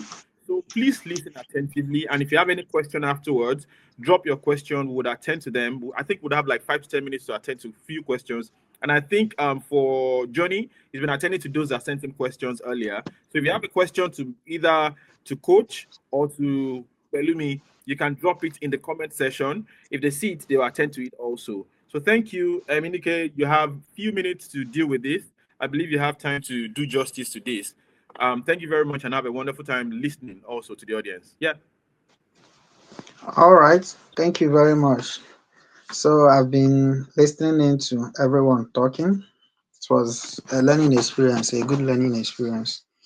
So I did an introduction. I introduced myself earlier, but I can start with that again. So my name is Chimezie Emenike. So I work in an agency called Spelo Player Management Agency in Oslo. Before then, I was with Player Management Group. So Ata Aneke Player Management Group. Okay. So I will basically talk about, just like he mentioned, the whole essence of developing player in Africa, more or less. The whole essence of the football industry is develop talent to make money and to develop the game. So these three things work hand in hand. And as an agent, the duty first for us is being the providing an avenue where talented players can meet clubs looking for their talents. So at Spelo Player Management Agency, we focus basically on bringing players from Africa to European markets, specifically Scandinavian. Uh, in the past few years, Scandinavia has been the starting point for most of the young talented African players. From Nigeria, Boniface, Gift Orban, Aka Adams, even Mikel Obi took his first step in Europe in Norway. So I'm talking Norway specifically. We have players from Boniface to Gift Orban to Egalo to Mikel Obi, Aka Adams. Every one of them took their first step in Scandinavian in Norway here. Then other African countries, Senegal, Crepin Diatta, Malik Malik Diop in Slavia Prague. Both of them were in Norway recently. Then the same thing with Ghana. A lot of talented African players. That's for Norway. Then Denmark, North Gerland have a partnership with Right to Dream Academy in Ghana. So they provide from Kudus to Ibrahim Osman to Dogeles. A lot of Senegalese Mali and Senegal, Mali, West African players get their first step in European football in Scandinavian. So first, what is the Scandinavian market looking for? I think I will start with that. So this is basically for scouts working back home, because I get a lot of messages from time to time from scouts asking, so this player is good enough. I will probably go through a video of it and be like, yeah, I don't think he's good enough. So most times, what stands a good player out from an exceptional player is simply decision making. Like the whole essence of the game comes down to decision making. So that is maybe the basic of it. What does he do in every particular situation? When you watch Manchester City and probably Leicester, for example, they all have the same 11 players. They are all paid. Probably the defenders of Leicester might actually be bigger and stronger. But the difference between the two is when this person has the ball, what does he do with it? Decision making. So for scouts, the first thing I tell scouts when they reach out to me about a player is the mental part of football is even harder than the physical part. So what does a player, teaching a player, what do you do in this particular situation? When you are facing attack, what do you do? When you are the last man, what do you do? At what point do you fall to win a penalty? At what point do you cross? At what point? So Yamal is probably the best player in the world today, not because he's the best dribbler, actually. He dribbles a lot, but then above all, he makes really good decision. When does he dribble? When does he give an assist? When do you pass? So for scouts and academy owners working in Nigeria or any other place in Africa or any other place in the world, actually, the first step in scouting, the first step in developing player is actually teaching them on decision making, the speed of the game. And then I think at the very highest level, the speed of the game comes in. But at the basic level where they are still developing, is always about what do you do with the ball? When you have the ball, what do you do? So that is the basic, the basic. So now for Scandinavian markets price, especially they develop a lot of technical midfielders. Scandinavian develop a lot of technical midfielders. So they don't sign a lot of technical midfielders from Nigeria. Odegaard, Eriksen, each country, Eriksen, Bergevall from Sweden, like they develop a lot of technical midfielders and a lot of, so what they are looking for in Africa are usually good center back, good wingers, good strikers, and then DM, and which is basically what we've been over years developing and selling. Every year, about 10 or 15 Nigerian players moves to Norway. The people that end up moving beyond here are the people that show exceptional talents. And what do they need in the wingers? Pace, decent decision making, and then being technically good. So for people who are developing players, for club owners, for academy owners, the first step is this player the right fit for this particular market? Football is moving more at the best players today are athletes. So the difference is he should be an athlete who knows when to make the right decision. If you look across Africa, you don't see a lot of South African players playing abroad because their game is based on intelligence and a lot of groundwork, not suited for the European market. West African are the people with the most players in European market because pace, which is, and a lot of physicality, which is what is needed in the European market. We have a lot of them. You see a lot of French players going, a lot of French speaking West Africans going to French league. In French league, what you need to thrive there is pace and physicality, and then decision making. Yeah, in Premier League at the very highest level, you need a lot of pace, a lot of pace. So when people send me a winger and then he can't run 100 meter in 12 seconds, 15 seconds, he's not going to be a top professional because already he doesn't have the pace to play at the very top level. So for scouts developing player, you need to have an idea for each particular market. What does the market demand? If I'm trying to send a midfielder to Denmark, look at the league, take a look and watch the league. The midfielders that thrives there, what do they have in common? If I'm trying to send a striker to Albania, which is a very physical league, do you think I can send a striker that is 5'6"?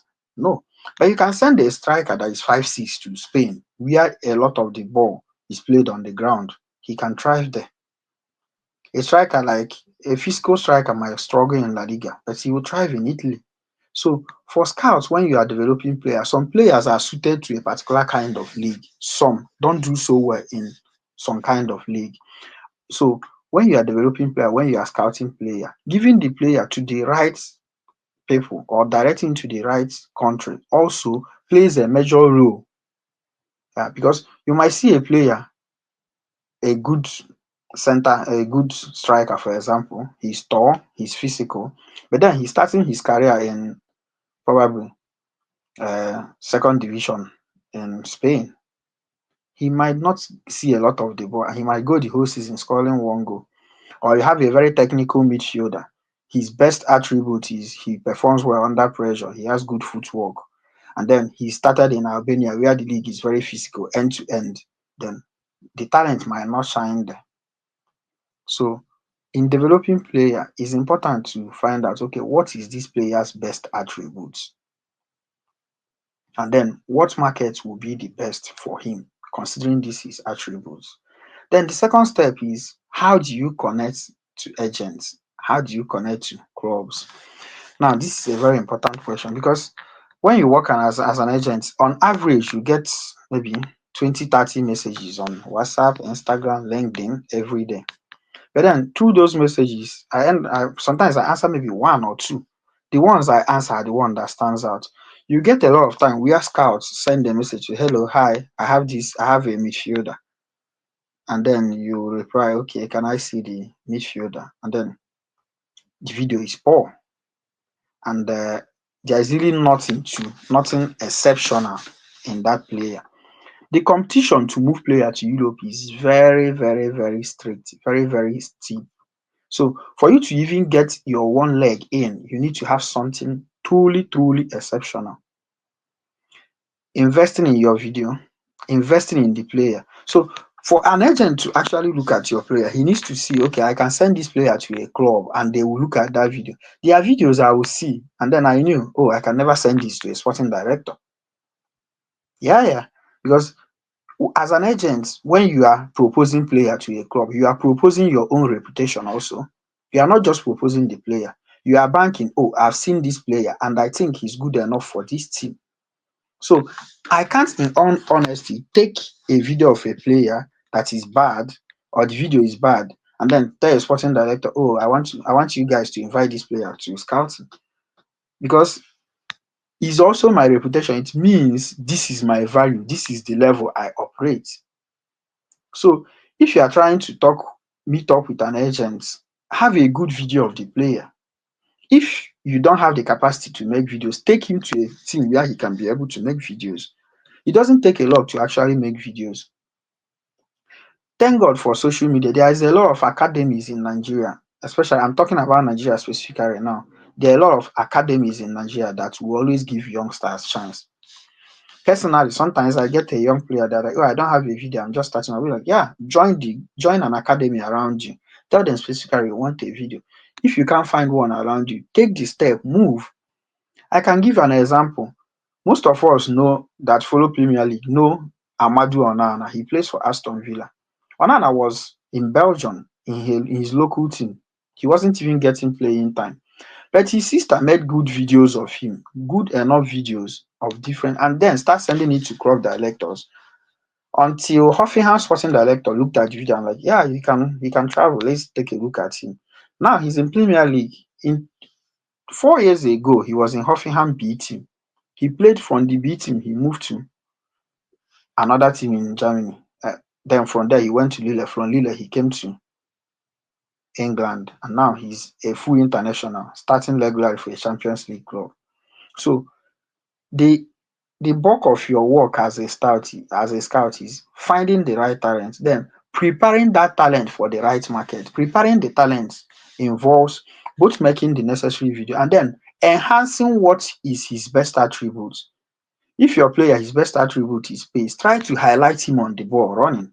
If his best attribute is he's technically good, try to show him in the midfield, dictating the play. If your striker, his best attribute is scoring goals, show him scoring goals. You can't take a very technical player and then show him trying to defend. That's not his best attribute. So as a scout, first, when you find the right talents, prepare him for the market. Then start making your move. And then a lot of people are in a hurry to make their move. You have a player that you feel, okay, he's 16. Give him a year. Put him in an academy. Let him join. Let him train. At least gain some experience. Sometimes if a player makes the wrong move early in the career, it's difficult to really find a way back. Yeah. Sometimes it's difficult to find a way back. Some of the scouts are always like, oh, this player is good enough. Yeah. Then I'll tell them, no, he has not played anywhere, not even at academy level. If you cannot make the B team of Rangers International, there is no guarantee you become a starter in Varalenga. Because For clubs in Europe, they are going to pay money for this player. They are also going to pay training compensation. So, and they have their own account. Let me take Norway, for example. Valerenga, which is the closest team where I live, and Fredrikstad. Now, I send players to Valerenga or Lillestrøm. They will tell you, oh, he's a centre back. Yeah, we have 2 centre back in our under 20. We have 2 in our under 18. So if you are going to take this centre back that is coming abroad, he has to be better than the ones we have. He has to be exceptional. So not all players will get to top 5 league in Europe.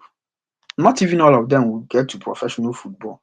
So it takes a lot of hard work to find one player. We might go another 20 years without having a striker as good as Osimhen.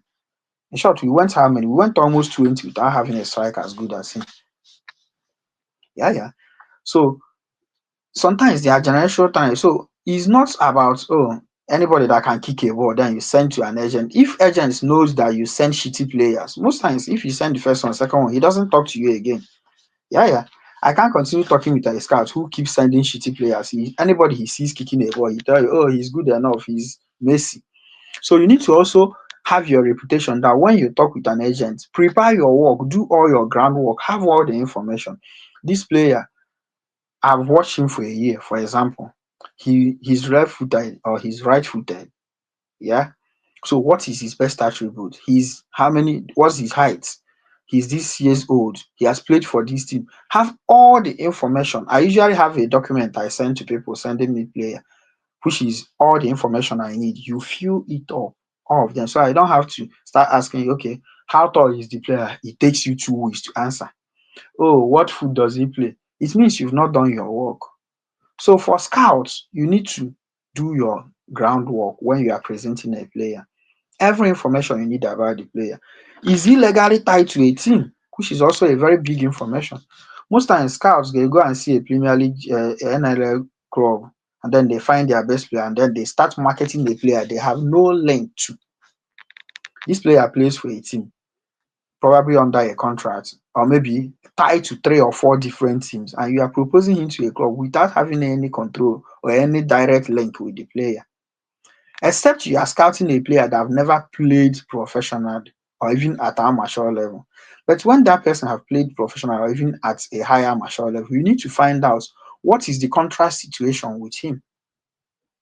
Who is he tied to? Which club is he tied to?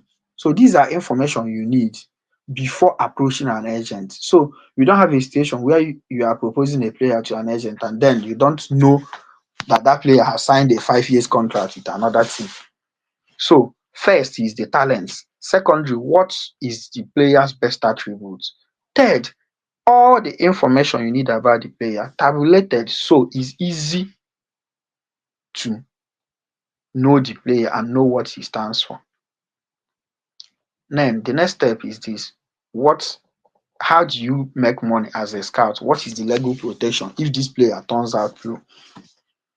Now this brings me to the question of so many people don't understand how it's important to have agreements, especially with players, especially with agents. As a scout, you need to have an agreement where if you found a player and he's underage, talk with the parents, have a say in, okay, these are his parents. I knew, okay, get a parental consent before proposing him to anybody. And then make use of sports lawyers, especially when it comes to signing contracts.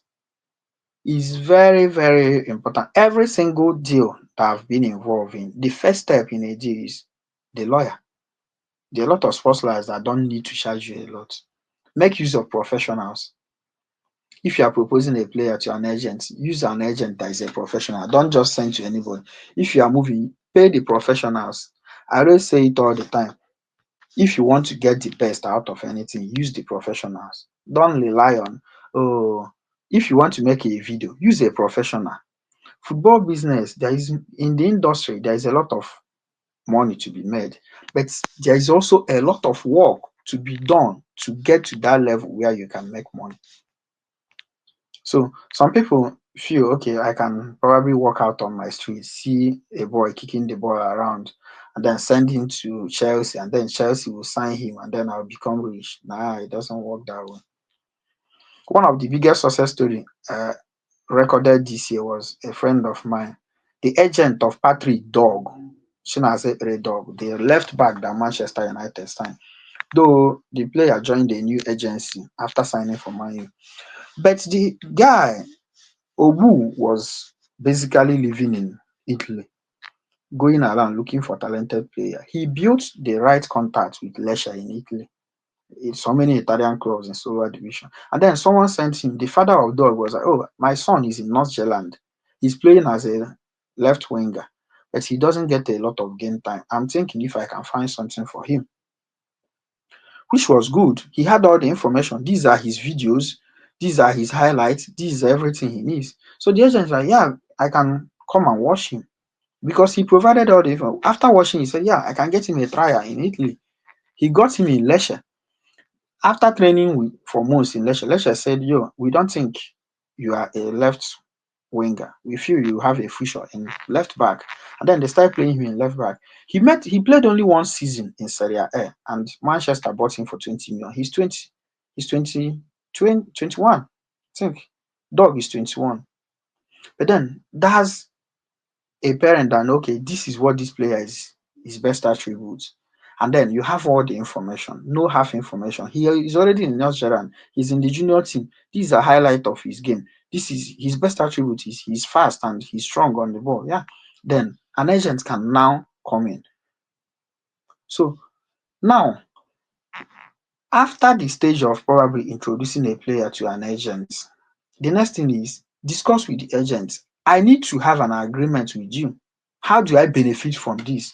Because as a scout, you don't work for nothing. Some scouts are paid professionally by the club, maybe hired by a club. I'm talking of the freelancer. If you work for a club side or for an agency, yeah, that's totally fine. But for the freelancers, at every step of the way, you need to have legal protection, which is have a written agreement that you can rely on. You need to have a written agreement that you can rely on when you are discussing with agents. The written agreement protects you and protects your relationship with the agent. What you said, discussion, verbal communication can be tricky because the next day someone might say, oh, this is not what we discussed. But when you have something written on paper and signed, it's easy for you to protect yourself. Yeah. In typical cases, when people approach me, oh, I'm sending you this player, I'll be like, okay, yeah, we draft an agreement. In the agreement, beside drafting an agreement, okay, if this player makes a move, you get so and so percentage on the agency fee, or we give you so and so percentage on future sale or whatever. It's also important that we write, in case we disagree, where do we take this agreement to? You see some agreement that have no resolution clause in it. And then you have an agreement that this. So what if this doesn't happen? What's now? Where do you take it to? So when you are having agreements with agencies, it's important to state, if this fails, we are taking it to Lagos Open Arbitration, or we are taking it to a court in Nigeria, or we are taking it to FIFA tribunal. So having a clause that states exactly the mode of resolution if there is a conflict is also important. So I've seen an agent and the scout where they have an agreement, oh, we are going to give you 5% of the agency fee. And then he didn't give him. But the contract didn't say, the agreement didn't say what's going to happen when he didn't give him that. You have a paper, and then he sue him, and then the guy say, oh, we never said I'm not Nigerian, so I can't appear in Nigerian court. And then you can't go to FIFA because you don't have basis for that. So it's important when drafting an agreement to use a lawyer that knows, that can direct you properly. Okay, this is my right. This is what I'm entitled to. In case of disagreements, this is what should be done if we don't agree on this. So that is the other aspect.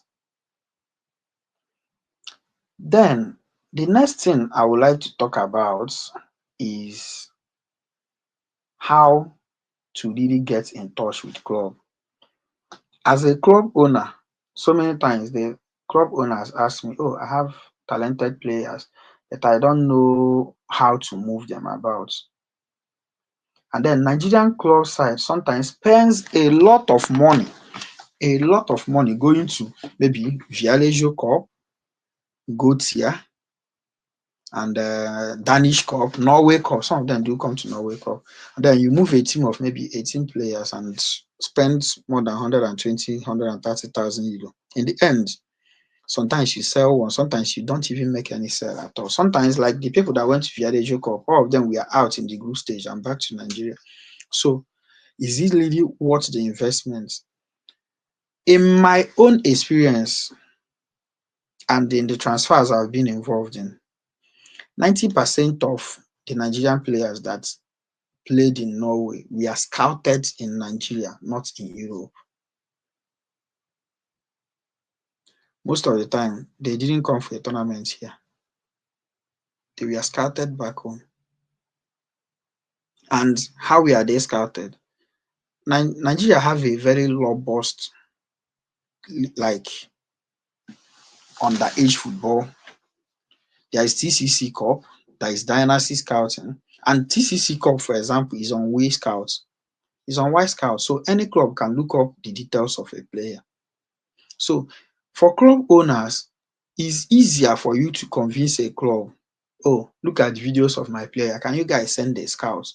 In my own case, I recently had scouting programs in Nigeria where I invite clubs from Europe, Norway, Denmark, Serbia, and the plan is get the sports director or someone with decision-making power in the club, offer to pay for the flight tickets and provide the necessary accommodation, or the goal for you is they should come and watch the players.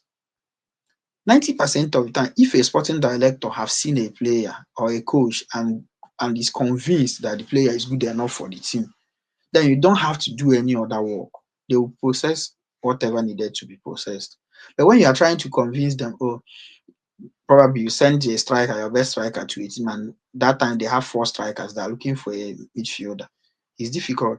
But when a club director, a coach is in Nigeria, it's easier because he's back home. He's there watching the team. If the team needs a defender, he's looking only at defenders. If they need a midfielder, he's looking only at midfielders. So you don't have to do extra work to convince. What you need to do is just have the players perform. And then, if you can't afford that, or if you don't have the right link, allow your players to join teams where they can get visibility, maybe on loan. There is TCC League. They have about 20 teams playing in TCC League. Allow your players, join a team, Leo Sapphire, Imperial, have an agreement with them. Oh, this player, to gain visibility. Because a player seen is a player known. If nobody is seeing you, nobody knows you.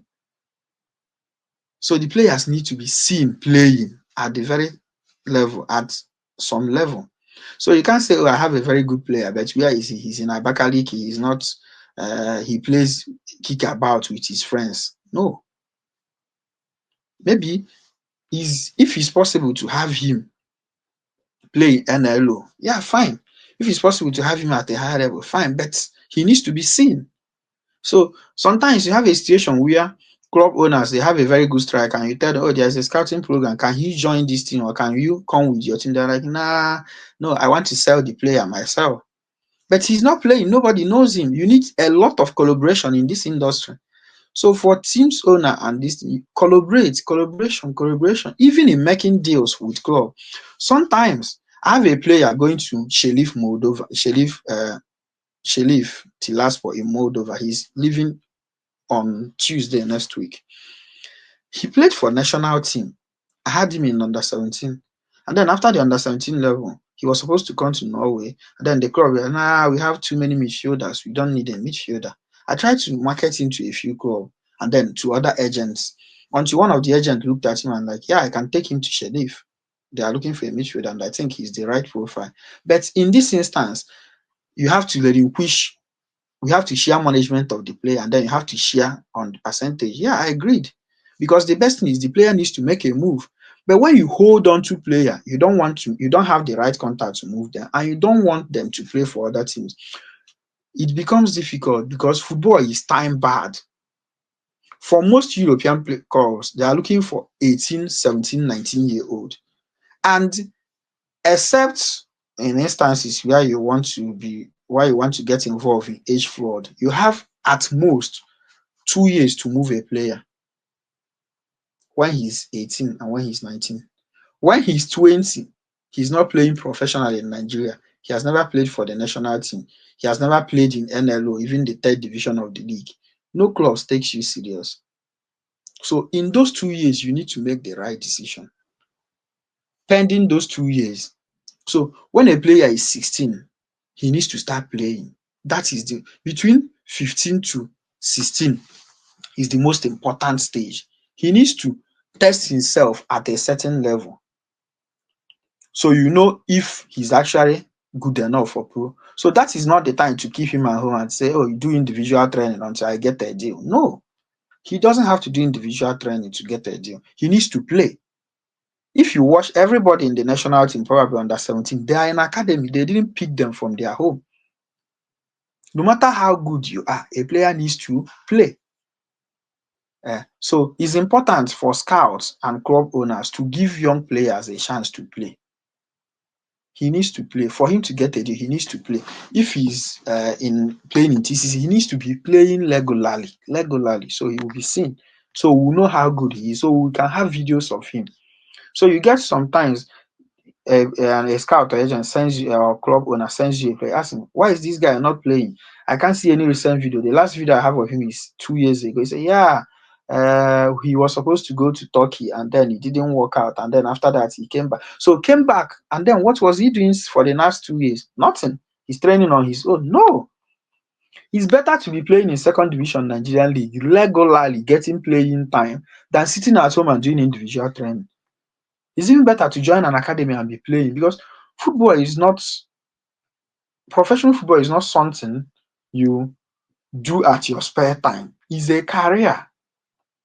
If Salah stopped training for 1 year, he will no longer be the same player. In short, when player gets injured for 6-7 months, people are worried, oh, will he get back to his top form? And then as a young player, you are out of the game for a year, training on your own. Nobody's going to take you serious. You can never be out of the game for a week. This is a career. It's just like when you are going to school. Nobody wants to be a medical doctor and then you go out a year and then you're like, no. It's just the same thing with learning a craft. Maybe you are learning welding. It's a full-time job. You go every day, every single day. Even the professionals, Ronaldo, probably the best player in the world, if you ask some people, he still trains every day. He has achieved everything. So for young players, inculcating in them that the need that you have to train constantly every day. You need to master the art of training every single day to be at the level you need. So these are the works the scout should do. Sometimes you get a player where he comes up, you feel, oh, this player is good, and then you come up, you see he doesn't even train. He doesn't even know what kind of training he needs to do as a professional. He doesn't know after game, this is the kind of training to avoid injury. Before game, this is the kind of training. Yeah, match day, this is what it's supposed to be. So a lot of work goes into building a professional. And most of those work are done before the person becomes pro. That is the difference here. Then the next thing I want to talk about on player development, now I'm talking specifically on player development and scout, is the bane of. Can you hear me? Yes, we can hear you. Yeah. Okay. Yeah, you just have a few more minutes so we can take questions. Anyway. Okay. So the next thing I wanted to talk about for scouts, which is a very big problem ravaging most of the young players back home, is doping. Most people don't talk about it. The dangers of doping and taking enhancement drugs. So in January, I lost a deal, probably one of the biggest I could have been involved in. We scouted a player in Nigeria. He was literally flying at the scouting tournaments. 5 different clubs wanted him. And then he came to Europe in January. First, he came to Norway here. The club, we are not very impressed. I wasn't very impressed because I was there in Kristiansand. He trained with the senior team for 2 days. I was like, is this the same player? The club didn't bother. They were like, no, we are not. Nah. And then I sent him again to another country. And then he got there. It was there that the medical report came back. Oh, his lungs are weak. He has been smoking. And then the blood test comes out with a lot of. So most of the time, as club owners, why the danger of drug abuse is ravaging in Nigeria, it needs to tell young players, if you want to go professional, stay away from drugs. Because most of them are obsessed about winning at the local level without looking at the bigger picture. It's not important if you do starting matches. But when the players at 16, 17 start smoking, start taking drugs, it kills any chance of them becoming professional. Takes every chance they have of becoming professionals away. So while you are scouting player, while you are talking with young players, also bring up the issue of say no to drug at all levels, smoking, drinking, like lifestyle. Lifestyle is very, very important. Like lifestyle is very important because professional football demands specific kind of lifestyle. So I think I've touched every aspect: legal protection for scouts, connecting with agents. I mean, most times you can. For me personally, I'm accessible. Instagram, LinkedIn, everywhere I'm accessible. Most of the agents are also accessible if you package, if the message is well delivered. Uh, so, and then on legal protection, my advice always is use a professional. They are everywhere. If you need further ideas, I can maybe suggest. Other people can just, but always use a professional when writing agreements with club or scout or agent. Use a professional so that your rights will be fully protected. So I think I will drop a bit from here and then we start taking questions.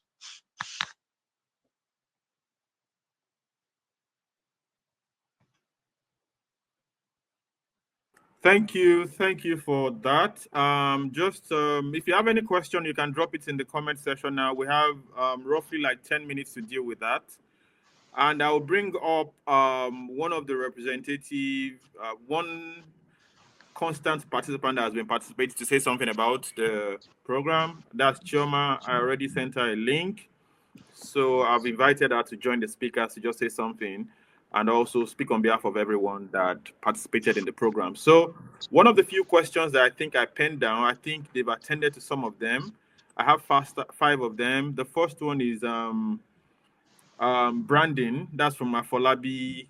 It says, okay, by branding, you seem to be emphasizing on video recording. Am I correct? If yes, is that the only competent way to maybe market a player?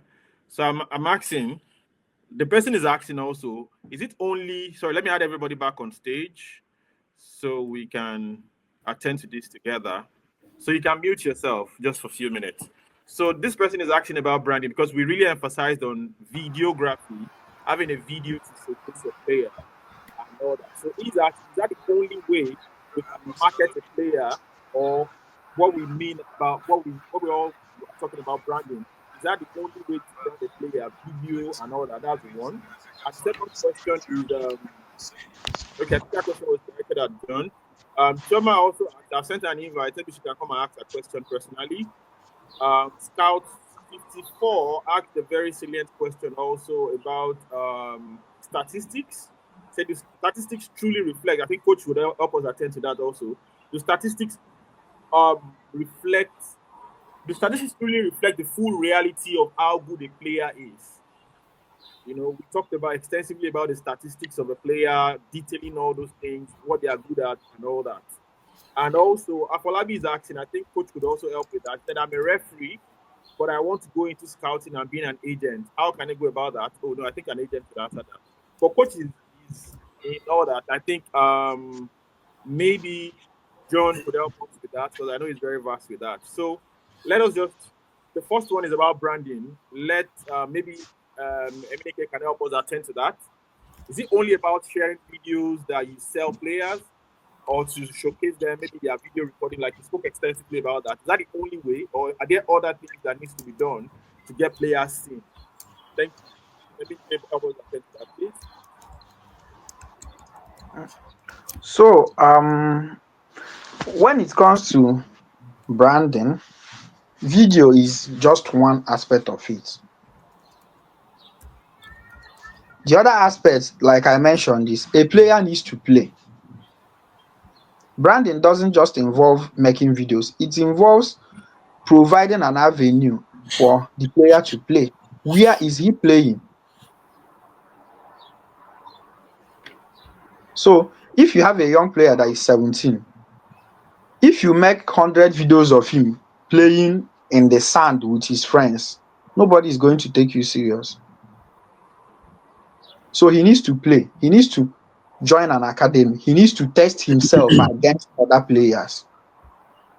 So away from the video, branding is also, this player is on Y Scouts. Look at his statistics.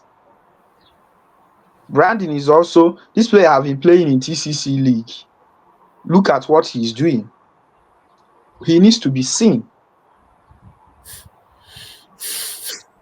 So when I say branding, video is just one aspect of it. The biggest aspect of it is he needs to be playing. So you can't brand someone that is not playing. You can't brand someone. You can't make videos of someone in his house. So the most important aspect for young players is playing time and opportunity. Like playing time, he needs to be playing. Perfect. So I that think question, okay. Yeah, I think that question has been answered. And coach, about the statistics and all that, what do you think? What do you make out of that? Because I think African Scout, what was it? His name is 1 minute, please. Yeah. Scout 45. I think he's a scout. Scout 54 Africa is asking about, do statistics truly reflect the full reality of how good a player is? If I may say, not always, because statistics are they come somehow limited of what it could show. You understand? So it's like they don't always tell the full story of the quality of the player, because let's say number one, the context matters.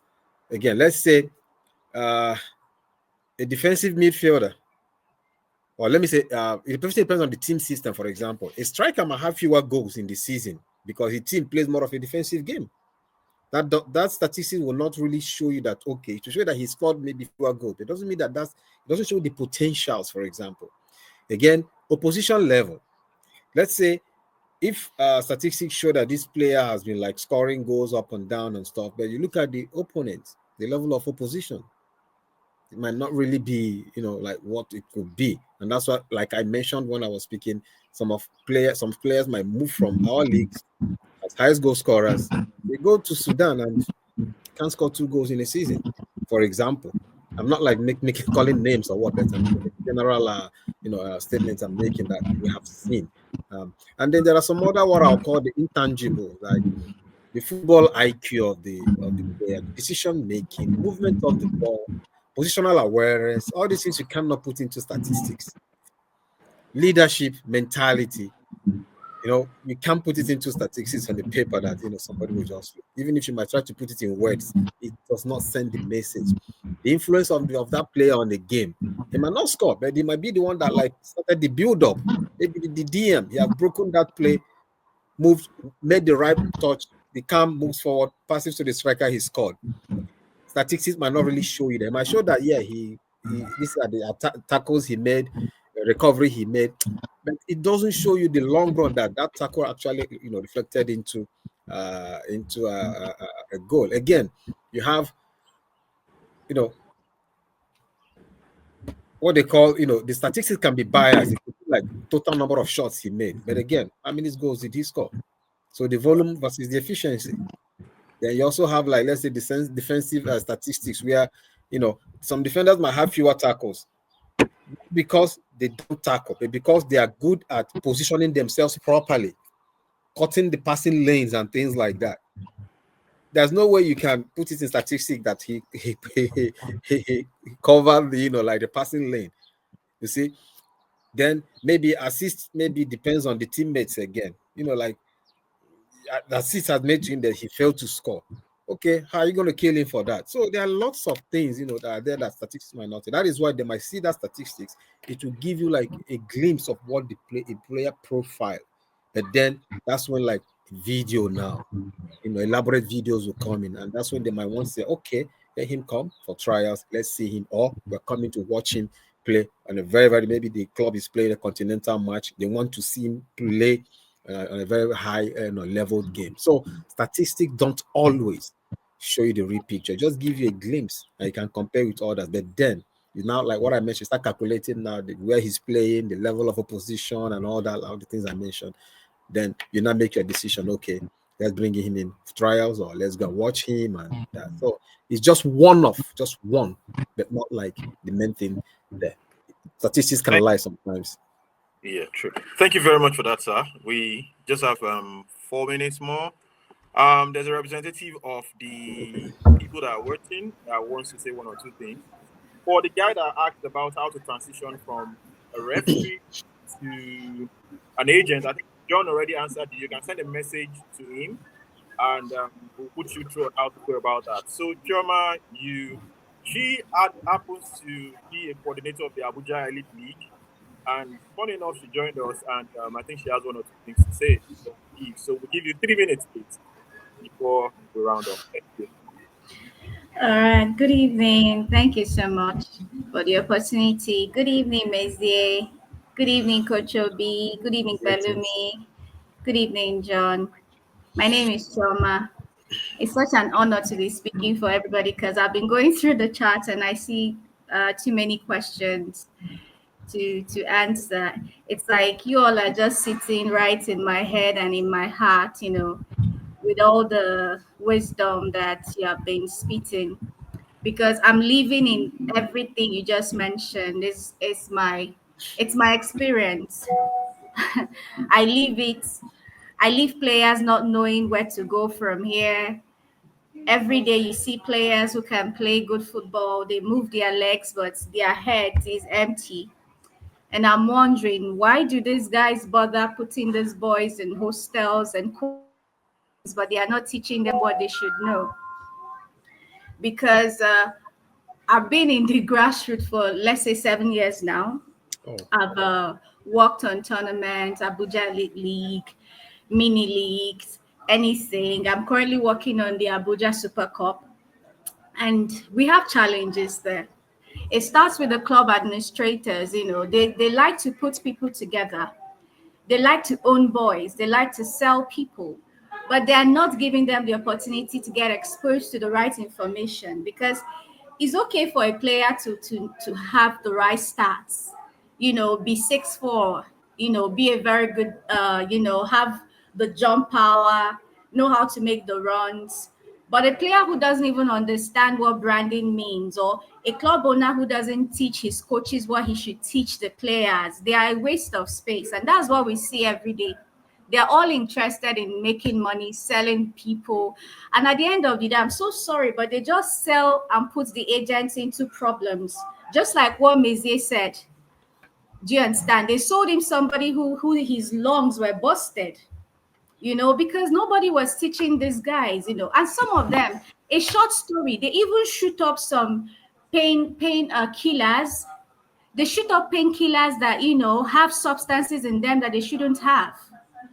Nobody's telling them the truth. So I think everybody would agree with me that Nigeria is a great hub for footballers. Whatever shape, size, or color we want, we have them here. But our club administrators and the owners are not settling down to ask themselves, what do we need? Because I feel football business in 2025 has gone past, best players, being the best person in your position. It's now coming down to what kind of player do you have? What soft skills do you possess? What etiquette are you exposed to? Because if a player does not even understand that if he says, my name is Ebuka, he is first a brand. So if Ebuka doesn't even understand the need to see himself as a brand, Ebuka does not even have a Gmail address. Ebuka doesn't know what an email address is. So how do we even help these people? So it's just me pleading, because it's your business. These guys are down here making your jobs hard for you. I'm telling you the truth. And I'm not saying this, to get at anybody, but I'm telling you, they are just making a mess here.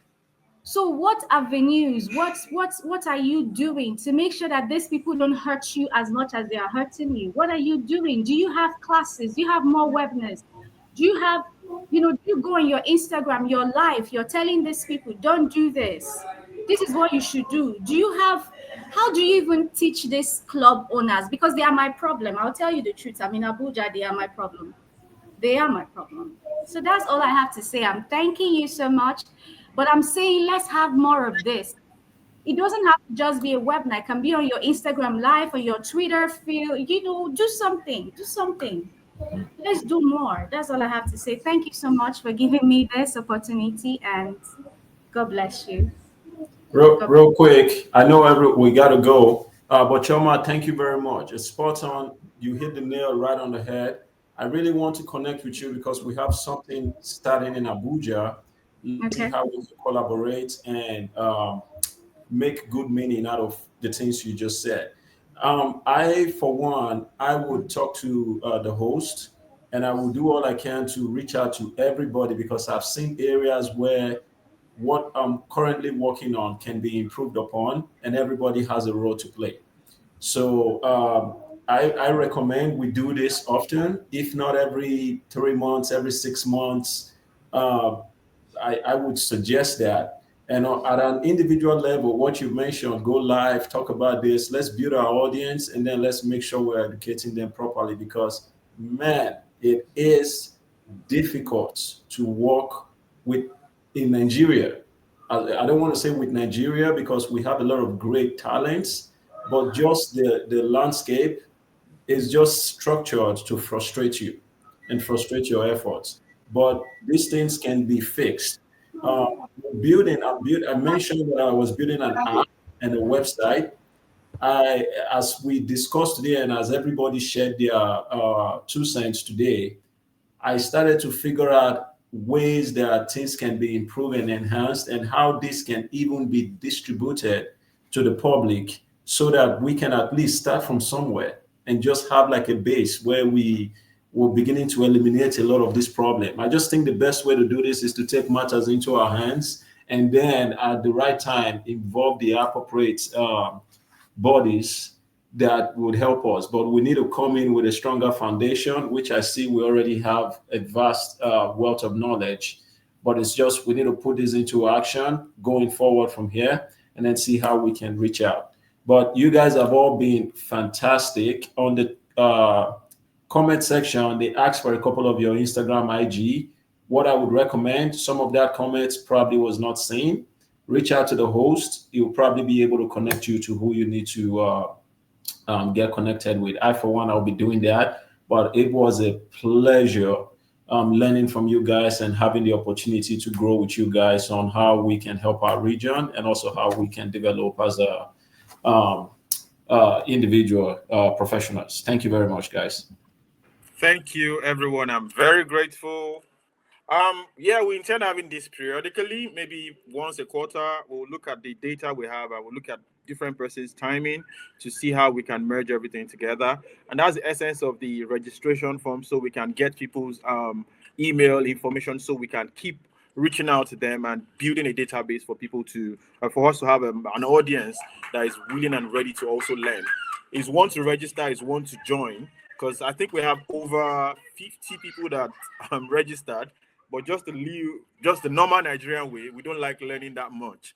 Just the little set of people joined. And also I understand data and all that could, maybe network. There was someone that has been trying to connect forever since. I understand all that. So we'll factor all that into, we'll look into all those challenges and look at ways we can improve on reaching out to people. Very soon we may have an on-ground seminar also going forward, depending on how this thing is being received, because we also have a responsibility to protect our image out of the country. Imagine what Chimezie said, taking a player out, and the player is I wouldn't want to use the word junkie and all that. It affects the trade. With that alone, the club may not even want to deal with players coming from that region again. So we have that responsibility to educate and also to keep improving on what we're doing now. So we'll get back to everyone. We would reach out to everyone that needs to know, and periodically we'll be having this kind of webinar again. And finally, I want to thank everybody that joined. Thank you very much for your time. For the social media handles, you can check the SGS Sports page. All their handles are there. I tag them in all the sharing of the materials, so you can get it from there, or you can send us a DM. we would always respond to you. We have time and all that. And also but do it wisely. Just like Chimezie said, don't stalk on people. Like sometimes I open my page and I'm amazed at the things I see. So do it wisely, then we'll pick it up from them. Thank you very much, everyone. Those that participated, we would reach out to you. Thank you for your time. And also we'll drop a snippet of this. I don't want to put everything out. It's not something that is supposed to be for everybody. We'll just drop a little snippet of it to encourage people, maybe the next time we're going forward, to join such. So thank you very much for your time once more. Thank you, Chioma, for joining. I know you are very busy. You have a league to coordinate. And one of the guests didn't join us, Olasubomi Balogun. Balumi represented him. Like I said earlier, his team was playing today. He manages a football club in Lagos. They are playing today. So thank you, everyone. I'll be ending the stream now, and we'll talk behind the scene. Thank you. Bye. Thank you. Yeah.